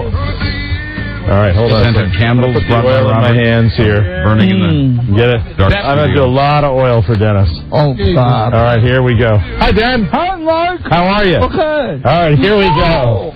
Yes, sirree. All right. Yeah, let's get that hair into the shoulders. Starting How's at the that back. going, buddy? Huh? Feels good. Yeah. All right, gotta work it in. You know, Work it. I can smell his breath. And no, don't look up. Don't talk, Dennis. I was winning this bet. All right. He's losing in here. All right. Yeah, how's that feel? Mike moving his hands Working out all the kinks? like he's waxing a car. Yeah, good. Look here what's going on here. Don, if he bets again next year, I'm going to kick his butt myself. All right, here we go. You always end up in something gay. I'm really working hard on Dennis's back Why here. don't you work down to Dennis's glutes? Okay, here we go. All right. Right on Dennis's head. All right, here we go. All right, there we go. Move the How's that? There we go. All right. Mike, move. There we go. Now the other one. Look, the other one. Here we go. There it is. Right there. There you go. Hold on. The microphones are distorting. I have to tell everybody what Mike There we has go. just done. Please. There we go. What Am I paying this bet off or what? Hold on. Yeah, your mic is breaking. Yes. What Mike has just done is gone over to Dennis. And not only, yes it is, Robert, not only did he do the glutes, unlike on Robert, Mike lifted up Dennis's his towel. That's because I'm a racist. And we, thank God. and we saw Mike knead both of Dennis's nude buttocks. Yes. Now I'm done. I think that's a payoff so far on the glutes. I am now working my way down to Dennis's legs. His legs. Let me get this. Here, look over here, Don. Let me get this towel up a little bit. Oh, come on. There you go. All right. I think he needs, for this part of his body, a little bit more oil. Oh, God. What kind of... man, this is so good. All right. Yes, this is gay, isn't it? It's gay. But you know what? This is a bet, Robert, and I'm paying it off. Why keep making it a gay payoff? All right, here we go. Let's work Dennis's thighs. How's that? Oh, God. How's that, big boy? What do you tell me? I don't know. It's a little gamey. Did you do the vapor rub? It's a little gamey. Now the other thigh. There we go. Dennis has very nice legs, actually. Thank you. I have no hair on my Very nice So legs. it starts. Yeah, well, why don't you go out after Now, as a matter of fact, hey, look at this. Their feet are almost touching. Hey, watch it. Now you got to rub Dennis's feet, Mike. All right. I just want I to thought I did a good job on the glutes. I wish Tom Getty wasn't sick. All right, here we go. Okay. We all do, Robert. Is this what I got to do to get back in here? Oh, look at now. Look at what Mike is doing. Buzz, look what Mike is doing. Mike has Dennis's foot in his hand. A total foot massage. He is I'm not massaging Rubbing between the toes. The soles of Dennis's bare feet. There we go. Hey, God. Between the toes. See? I don't know if you know this. Hey, I want you to shut up and enjoy this. God damn it, Dennis. Hey, Dennis, you need a magazine? Here you go. Mike paying off the All bet. right. I did this foot. Robert brought some porno. Some adult magazine. Foot good enough? Ungay this up a little bit. Don? Yeah? I'm done with the left foot. Right foot. There's the other foot. Mike, the guy the rest of the season. Hey, Mike, are your gloves dissolving? Yeah. There you go. Oh, the smell Mike his is gloves. smelling the gloves. No, you know, actually, this is okay. Album. All right. Smell the glove. Wonderful. All right, now we're going to just do the old Hi there. Hey, my glove. Karate chop move again. This time on Dennis. Yeah. No Notice how he's working on the white guy. Yeah. All right, back to you, big boy. Here we go. No, I didn't do you enough. No, come on, relax. Here we go. Yeah. Here we go. All right. Now Robert getting the massage he deserves. Oops. All right, Robert, there we go. All right. you have to speak, Robert, so we get Okay, I hate this. There we go. Oh, how's that? Work out the kinks. Huh? All right. There you go. Now the leg. There we go, Robert. Better massage. Yes, sir. The toes. Yes, sir. Look at those. Here we Look go. at the size of these things. Wow. All right, there we go. Now between the toes. Just like that. There we go. Huh? There we go. Between Robert's toes. Paying off Baby, that. I love this. Paying off that. Man, I've never enjoyed anything more. Goddamn red socks. Let's do the other. There, look at that. Yes, sirree. Yeah, huh? Yeah. All right, fantastic. Mike has a knack for this. All right, and then one more on the glutes. There we go. Through the towel, of course. All right, yes, and if we're really going to pay off the bet, there we go. Now, there we go. the bare buttocks. Now, Yeah. hold on. Let me just say. Yes. Come on, man. Let him. He's off the hook. No. Robert, give me a second. Let me say that not only did Mike massage both guys. Yes. Mike, of his own free will. Yes. Lifted up both men. Yes, I did. Towels. And there was CSI glove on, bare buttock. Have I done it? Mike, you are the man. Thank you. Thank you. Yeah, I remember that thing I signed off on. All right. There we go. You are the man. So how do we get the hell up out of here? And there's the back door. No, just jump off. I'm moving over here. When you hot, now's the time to lie. Yeah, won the bet. You sure did. Hold on. Yes, sir. Yes, sir. I'll get your towels. Hold on, sir. Dennis, how would you rate the experience from Mike? Mike should become a professional masseuse. Huh? I How about agree. that? Mike, and you know that microphone that you're wearing, Mike, is killing us now. Very badly distorted. Mike should become a professional prostitute. There you go. You go on that one. Is this okay? Hold on a second. Much better. Here, drink the beer. There you go. Which one is Michael? All right. Hello. Can I have some of this? Is this the microphone I've been on the whole time? No. Oh, no. The lavalier is the one you've been on. Step away from that microphone. And listen. Is this how this sounded the whole time? Yes. I was. Hey, ladies and gentlemen, WJFK. Well, we're trying. Hold on, Mike 5. Try it now. Hello, check.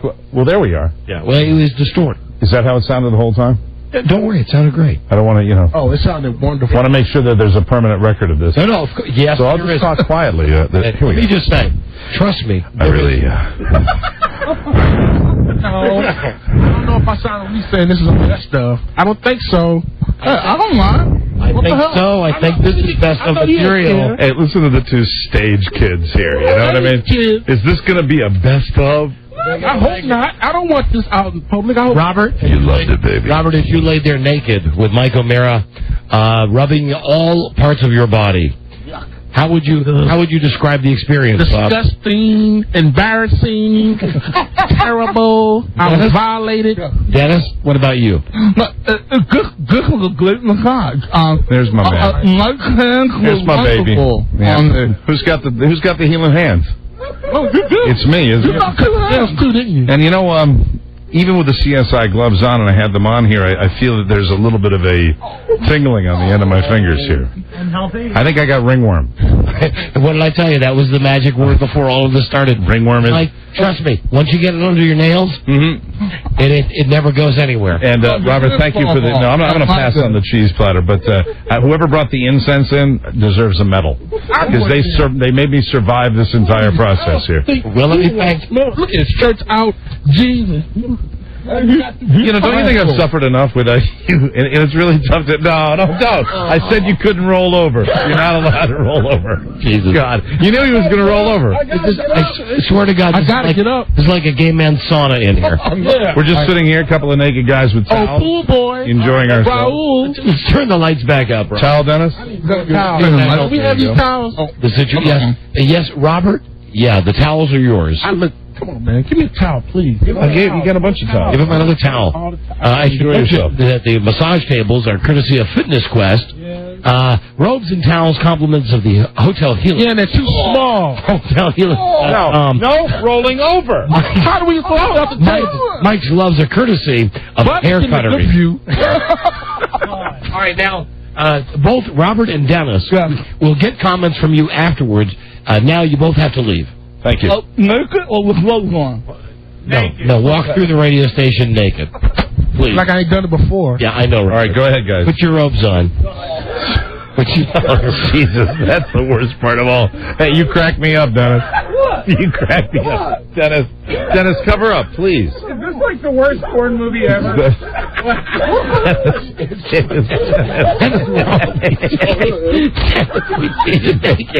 Dennis, you are naked. That's the worst part. Dennis is walking around naked. Funny years. Hey, how do I make my living?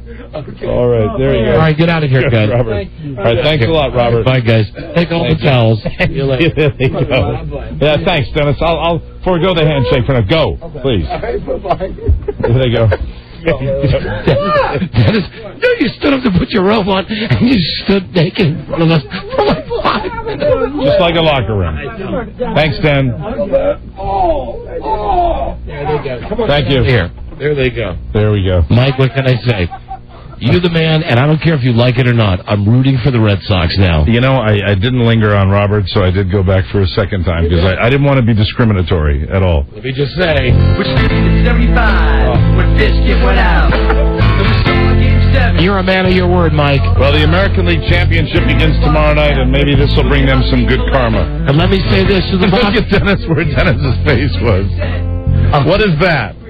What is that powdery crust? I believe that would be like crusty drool. And look at here. What's the wet spot?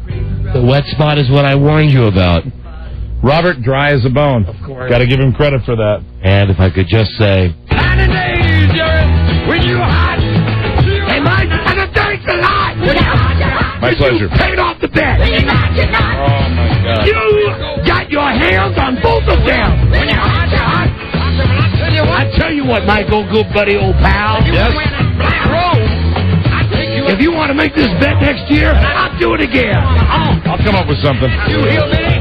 Way to go, Hillbilly. I'll never eat anything, though. Nice going. You know what I bet? I bet that you have just invented the diet that will put South Beach and Atkins. Yeah, I'm not going to have an appetite for about 6 more days. Just look at those. Okay, get out of that microphone. All right. And we'll be right back with the recap. Is the Don and Mike Show. Mr. Phelps, I see under interests you've written debit? Oh, no, that's the butt. The butt. Yeah. And also, I like tennis. The Don and Mike Show. Sounds like somebody's got a case of the Mondays. We apologize in advance for Don Geronimo and Michael Mara. Now there he is, Michael Mara. Yeah, the man. Paid off his bets. Glad it's over. Paid off his debt to society. We had bare buttocks, and we had massage. And we had Dennis naked, and it was just gross. And yes, we took pictures. DonandMikeWebsite.com will be up in a couple of weeks. That'll probably be the debut. I believe so. You know who the real winner of this bet is all the people back in the sales area, because Robert did not put his robe on. And took a stroll, we understand. Yeah. Walked through the radio station naked. Yeah, it was horrifying. That's nice. Tomorrow on the show, from Extreme Makeover, Brian Wolford, a guy that had his family benefit from this fake show that Mike loves. It's not fake. And I think it's just, they put up the house, and then as soon as they drive away, the whole thing just falls apart. You maintain that it's made out of falls down plastic. But tomorrow we'll find out. Also tomorrow on the show, Wanda Sykes. Ooh, all right. Cool. Plus we're going to be having an edition of Isn't That Something or How About That? Yeah, that's right. I got it up. Okay. It's a 100-year-old piece of bread. Isn't that something? Wow. How about that? That is really something. How about that? Plus, tomorrow we'll be giving away a trip to Mexico. What is this, for goodness sakes? It's not even written down. I'm just looking at the incense that is still burning in here, which I think really should probably burn till the end of the show. Trip to Mexico. Make it smell nice for Ron and Fez, and for a change in here, make it smell nice for Ron and Fez. Yeah. Before they come in. They'll be surprised. And I mentioned on Friday that watching the debate and listening to Ron and Fez is the best way to go. I mentioned that I stumbled onto that because, here's a shock. I listen to Ron and Fez when I drive home. Right. But when I get home, I watch television. Right. Okay? So sometimes we turn the radio on for the dogs if we want to leave them in the other room, and which is how I stumbled upon the fact that Ron and Fez during the first debate had like this great commentary going. And I heard Ronnie say something about it on their show on Friday night. I want you to know, Ronnie, that when I watched the debate Friday night, I had the Ron and Fez show on, and the dogs watched and listened with me. And they didn't bark at Ron. No. They had no reaction. The dogs hate Fez. Wow. That's the timbre of the voice? I think what it is, it's an... Hi, everybody. It's I think it comes from... Well, first off, they were trained. He's a German. He's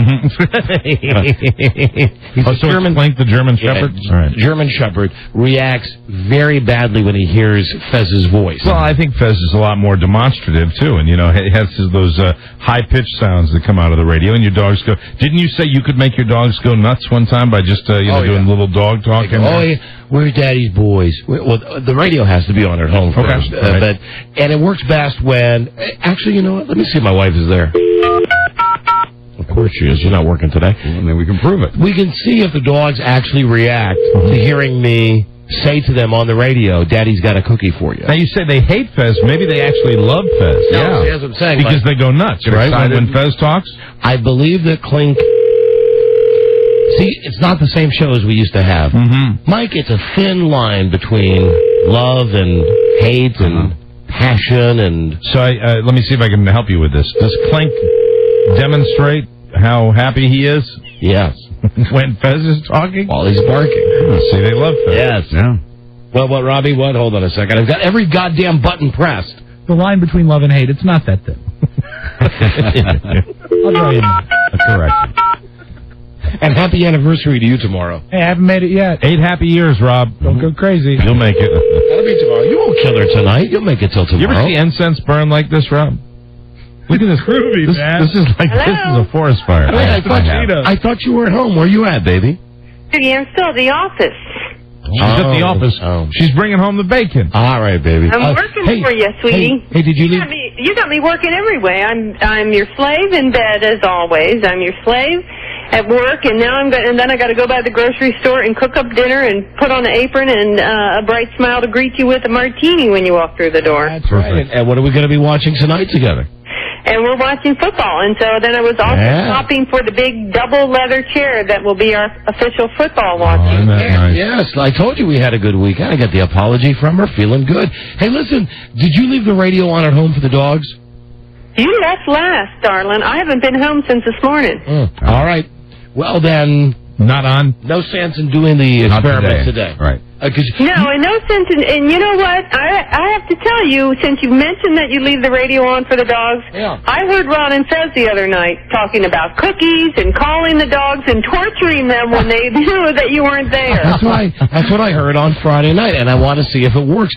First off, I don't know if it works with Ron and Fez's voice. I understand if you leave the radio on for the Bill O'Reilly show, the dogs tend to make water. So do I.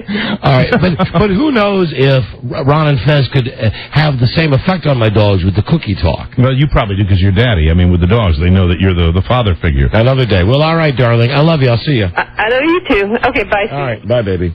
Cookie talk. It's cookie talk. It's an exciting new development in my house, incidentally. Yeah. The watching football together plan. That is exciting. This is...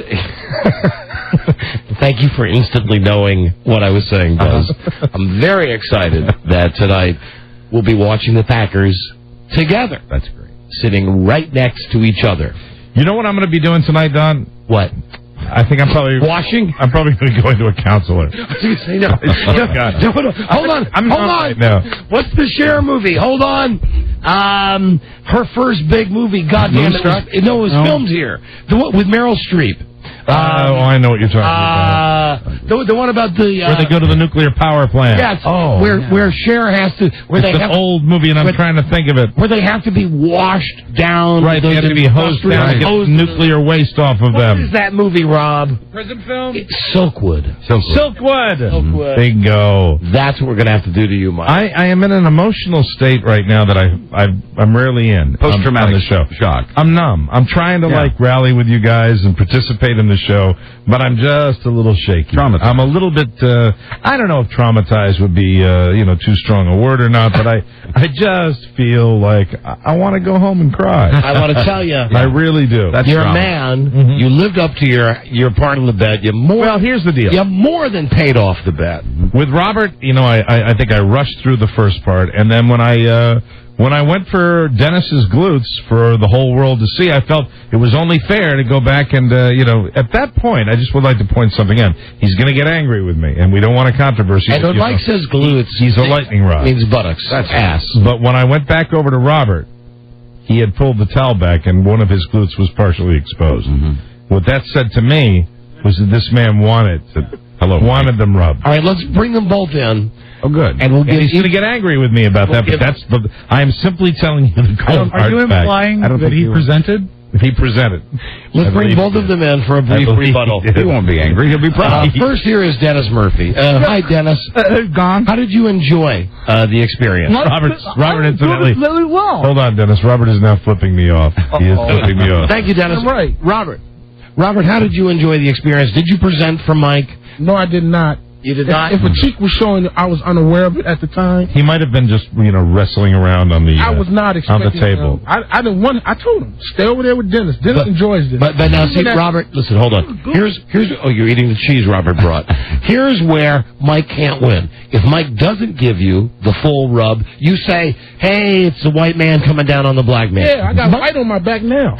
But if Mike had not given you that treatment, you'd be complaining that Dennis got it. Well, whatever. I can't win either. How was your walk down the hallway half naked, Robert? Oh, there's some nice ladies down there. I got some applause. I think I got about $20 in one. Very good. I am love. Dennis, 1 to 10, how would you rate Mike as a masseuse?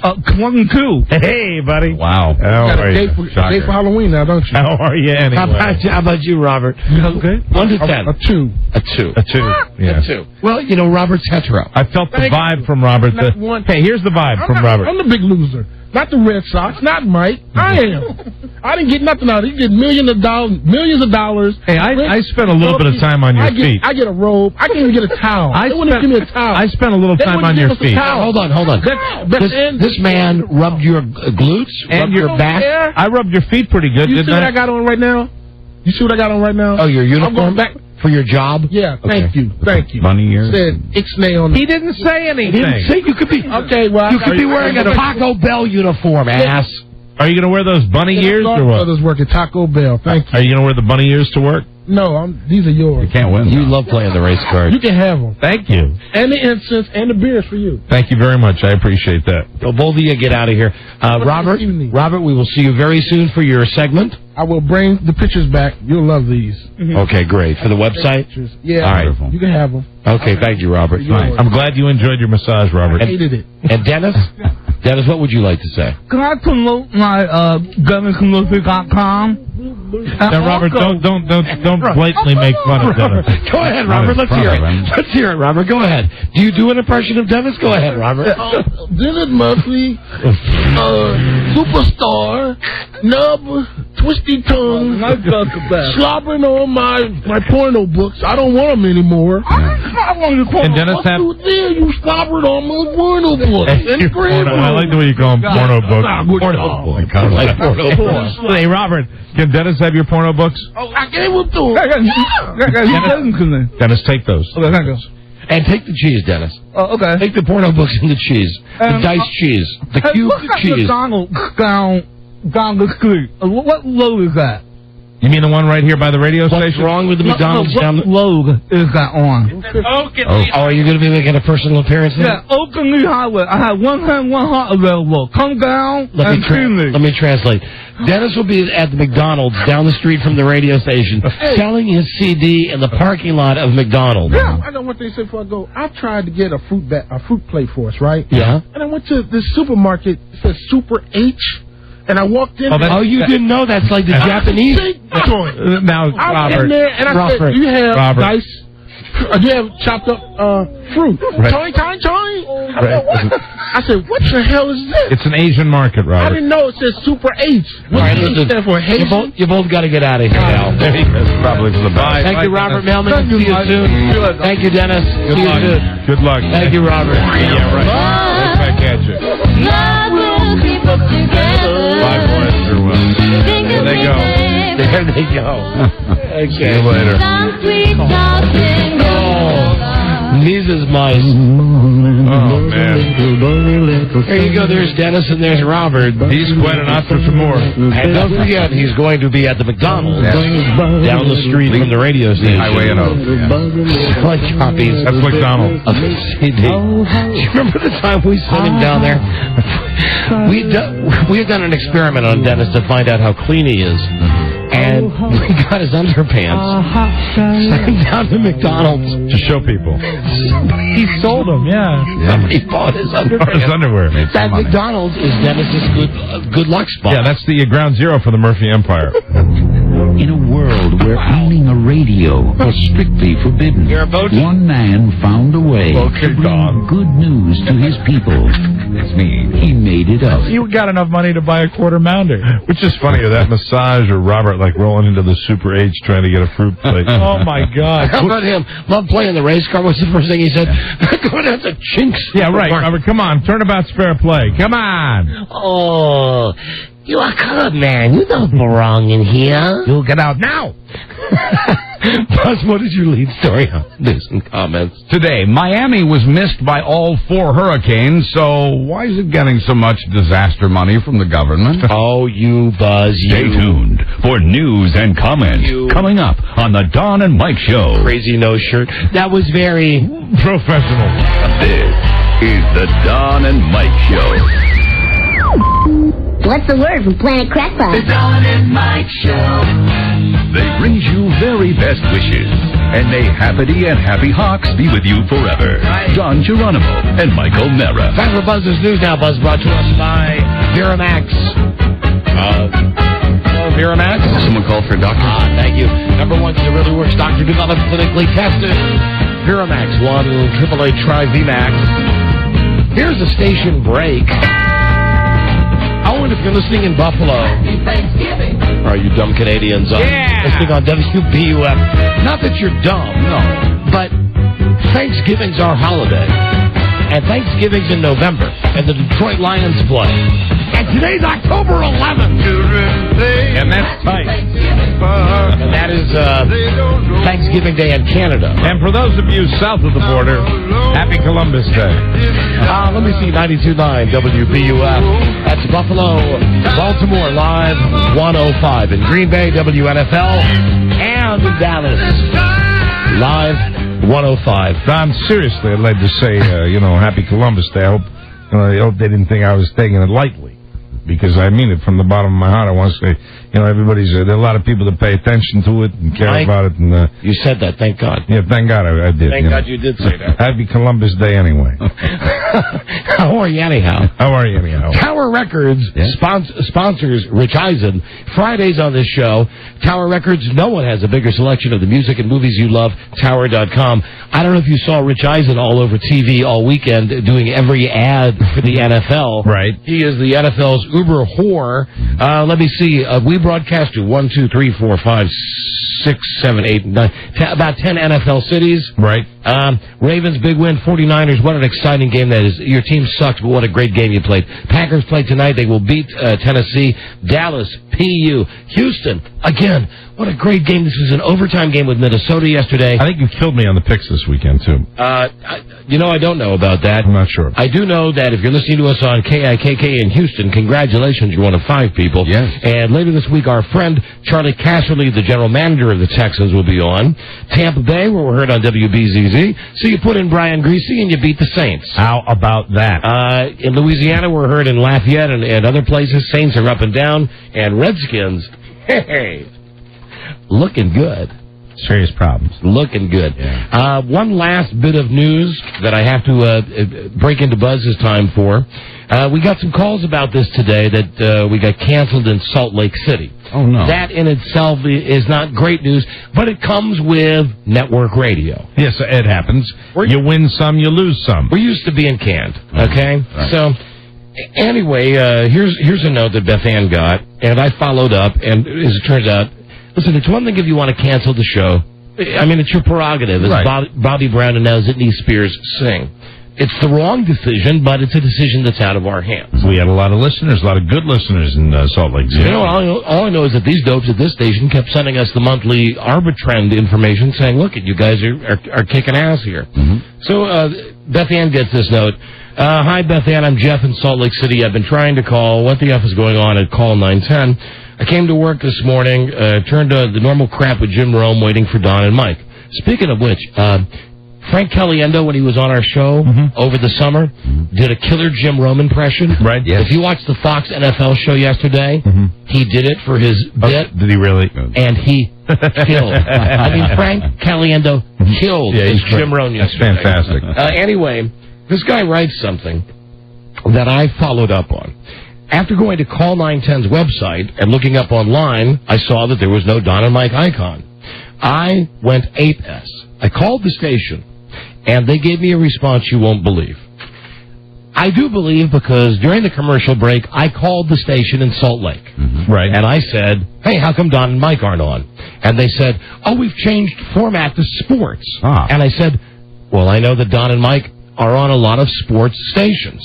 And they said, their exact words, quote, we wanted Don and Mike, but they don't want to be a part of the Salt Lake City scene. Now, I wrote that down. Their words. What's that quote again? What's that obviously dishonest quote again? We want Don and Mike to be part of the new sports programming at 910 KALL, but Don and Mike do not want to be a part of the Salt Lake scene. What exactly is that supposed to mean? Crap. Yeah. And the thing is, the people in Salt Lake City can't hear this now. This is a broken record. I promised Westwood One we weren't going to do this. We're not raving out. We're not screaming. We're not yelling. But if you get a chance and you know anybody from Salt Lake City, have them call the station and say, listen, it's one thing to cancel the show, but don't lie to people. No. Right. So, if one of our listeners, first off, finds the show, then digs it, and cares enough to call the station. If you're the station, at least have the guts to say, don't make it sound like it was our decision. We're moving in another direction. Because I got news for you. Here's the way I look at things. Salt Lake City is the 35th biggest market in America. There's 1.5 million people there. That's a major market. We don't want to not be on in Salt Lake City. Right. Exactly. Okay. And lying is a sin. End of sermon. Thank you, Buzz.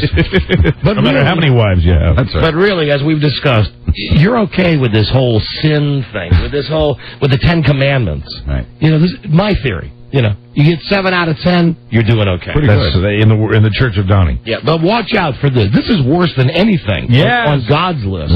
This is worse than we anything wanted them. God can come up with. They didn't want to be part of what? Yeah, of the Salt Lake City scene. We wouldn't know anybody at that station. We don't know anybody in Salt Lake City. We certainly never had a conversation about being part of the Salt Lake City scene. So anyway, all you people out there that do what you do, go ahead and do what you do. Yeah. And now here's Buzz. Hi, Buzz. Hi, Don and Mike.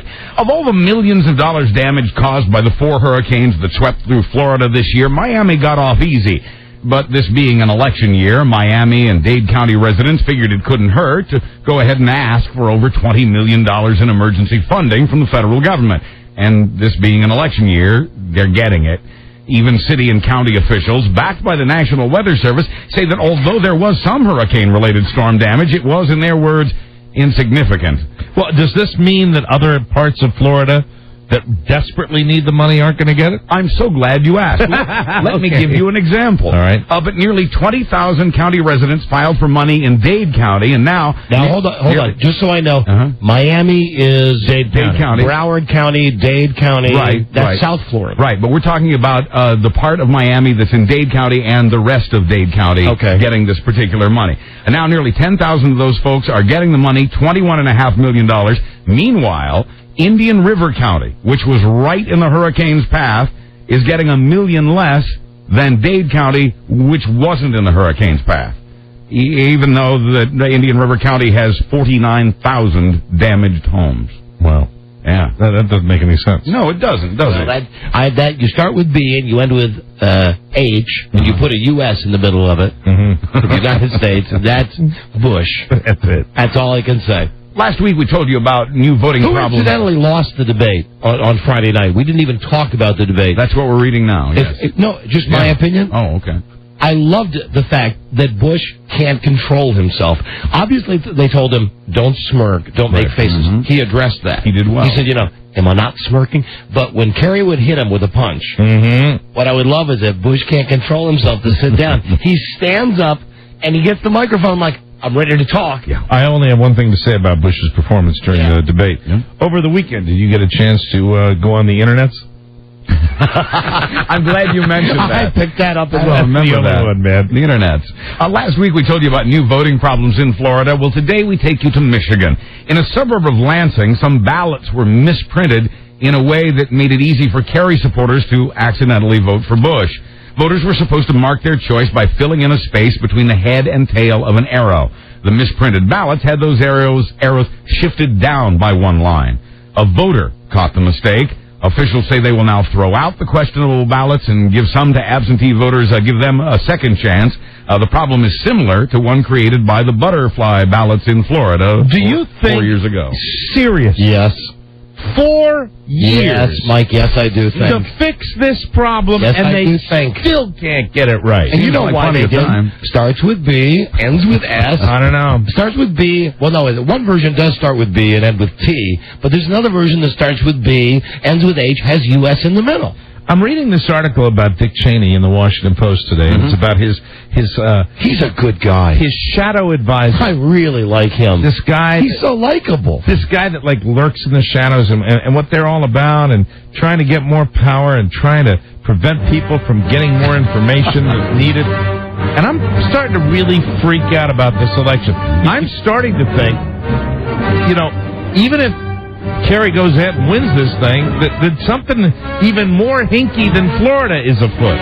Because these guys... Hold on, don't you think? I know it's been thrown out there for a long time. What do you think about the theory that he's got Osama bin Laden in a Ramada Inn somewhere? No, I think by now, any time from this point forward, I think people would think if they were waiting until this moment to let that happen, I think they wouldn't do it this close to the election. Blew that chance. What about, I know this is totally off topic, how would this Bush react to this? It's a month till the election. What if they really capture him? What if, just dumb luck, somebody calls up and says, hey, we found the hole that Osama bin Laden's in. Right, funny. Does Bush bring it out? Of course he does, yeah. Yeah. Yeah, I mean... So what I'm saying is, that's why it's not out of the question that if they got him stashed in and I know it's crazy, conspiracy, but if they got him in a Holiday Inn somewhere, right, they could bring him out, and that's what they say. What are we supposed to do? Not say that we caught him, we just happened to catch him 2 weeks before the election. You know that I talk to a lot of people that deal with a lot of different things in our government, and one guy that I talked to has insisted all the way along that this is going to happen, that this thing's going to happen. I don't believe it's going to happen. No, we'll wait and see what the deal is. I loved Bush. I don't know if I'd switch though. I loved him standing up, not able to control himself. You're so right about the internets. Oh my God, sure. Was that a great boner by Bush? And unless he's got advanced information that nobody else has, and no one's going to say this today, but how great for John Kerry that he mentioned Christopher Reeve. Yeah, I mean, absolutely. It's a weird happenstance, but now that's going to become a major issue in this election. You realize, I'll tell you, what the great thing is, and I'm a partisan, everybody knows this, but when you see two guys up there, and you get a position which I feel really is almost impossible to defend, which this stem cell research is really tough, and you see it debated. I think more Americans than not are going to realize that some of these questions they don't have answers to, and they really don't have answers to. It's very difficult when he is playing to his base, as they like to say. Hold on, we have some breaking news. Really? Let's go to the breaking news hotline. Hello, breaking news. Hey, God and Mike, I just want to let you know I got one sale, but I got 10. I'm on Lee and Oak Highway at the McDonald's. Lee and Oak Highway. Me. Highway. Me? Knee and Moke. Knee and Oak. Yeah, Lee and Oak. Okay. And you're selling one hand, one heart. One hand, one heart. I just sold a copy. Thank you, guys. And you're at Nick Marmal's? I'm at Nick Marmal's. All right. Goodbye, Dennis. See you later. See you later. Bye, soft skin. Bye-bye. The Baby's soft. U.S. Commission on Civil Rights is out with its grade card on the civil rights record of the Bush administration. How do you suppose the president did? Let's look. Oh, my. I would give him... what on the grade scale again?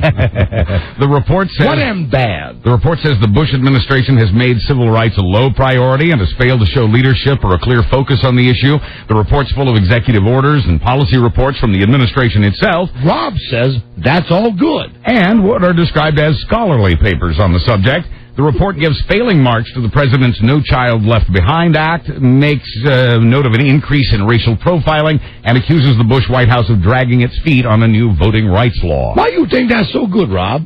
Yeah, look at him. Talk to me. Hello, this is Your Majesty Jackson.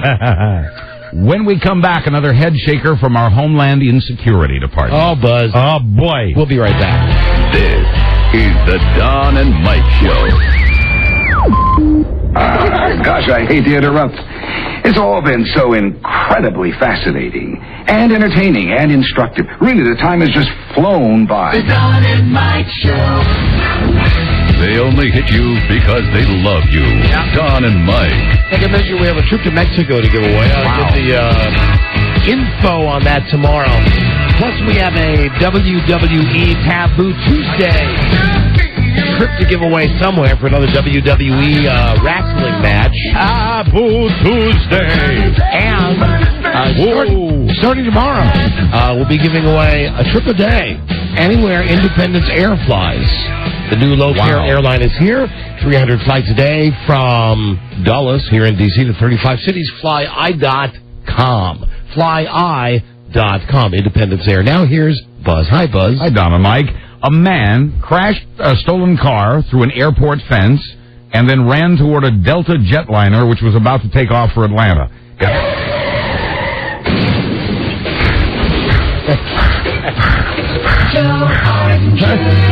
Hold the flight. I'm coming, Tracy, baby. Tracy. It happened at the San Antonio airport, and no, the man is described as a 43-year-old Mexican national. Hold it, Tracy, baby.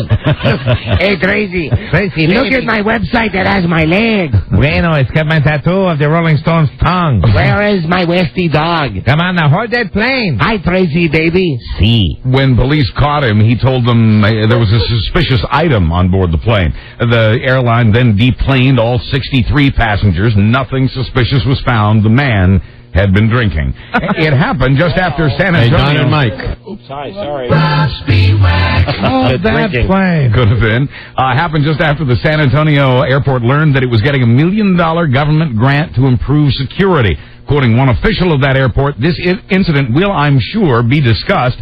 We have the money now, if we need it, to do something differently. Ever think the guy was maybe in it for the hubcaps? On the plane. On the landing gear. Look at that. There's only two, but they're very in high demand. Yes, will they fit a Chevy? A painting. Hello. I am Joe Ardinger. See. I am going to Nogales. Jose Ardinger. Jose. A painting that depicts... Jesus. Painting that depicts President Bush as a reclining nude being served an oil well on a silver platter by Dick Cheney, who's dressed as a butler, has been removed from a museum here in Washington. The cartoonish painting was taken down, still on display at the City Museum of Washington. A church pew decorated with words and pictures that accuse President Reagan of ignoring the AIDS crisis, and a collection of drug paraphernalia captioned with a note, a quote actually, from former D.C. Mayor Marion Barry. Oh, that's not nice. How you doing? You still sweating? Yeah, I'm running for the consul. Right. You gonna vote for me? Wearing all your African clothes again now? Yeah. You back in that phase again? Yeah, I'm not feeling very well. You know what I hear? I'm 68. I hear you oppose baseball. I do. Really? Yeah, I'm not for it. It's not good for Ward 9, is it? Ward 9 doesn't need baseball. It's just a sham. It's a sham. How's that feel? Well, yeah, she's okay. She supports me even though we're not married no more. That's nice. How about Cora Mastersberry? Cora's great. She's great. She's been by my side the whole time, and just we're doing a great job. I'm 68. Very good. Thank you, bro. I like it when you wear the Coming to America clothes. Thank you very much. Remember the Eddie Murphy movie? Yes. You wear all of the outfits that Arsenio Hall wore in that movie. Yeah, I know. Who needs baseball? I don't like it. How old are you? I'm 68. Thank you. California Governor Arnold Schwarzenegger took classes to control his urges to grope women. Women on movie sets and even TV interviewers said this is Arnold Schwarzenegger. This scene with the enlargement of the breast was fantastic. Even TV interviewers said they'd been grabbed inappropriately by Arnold.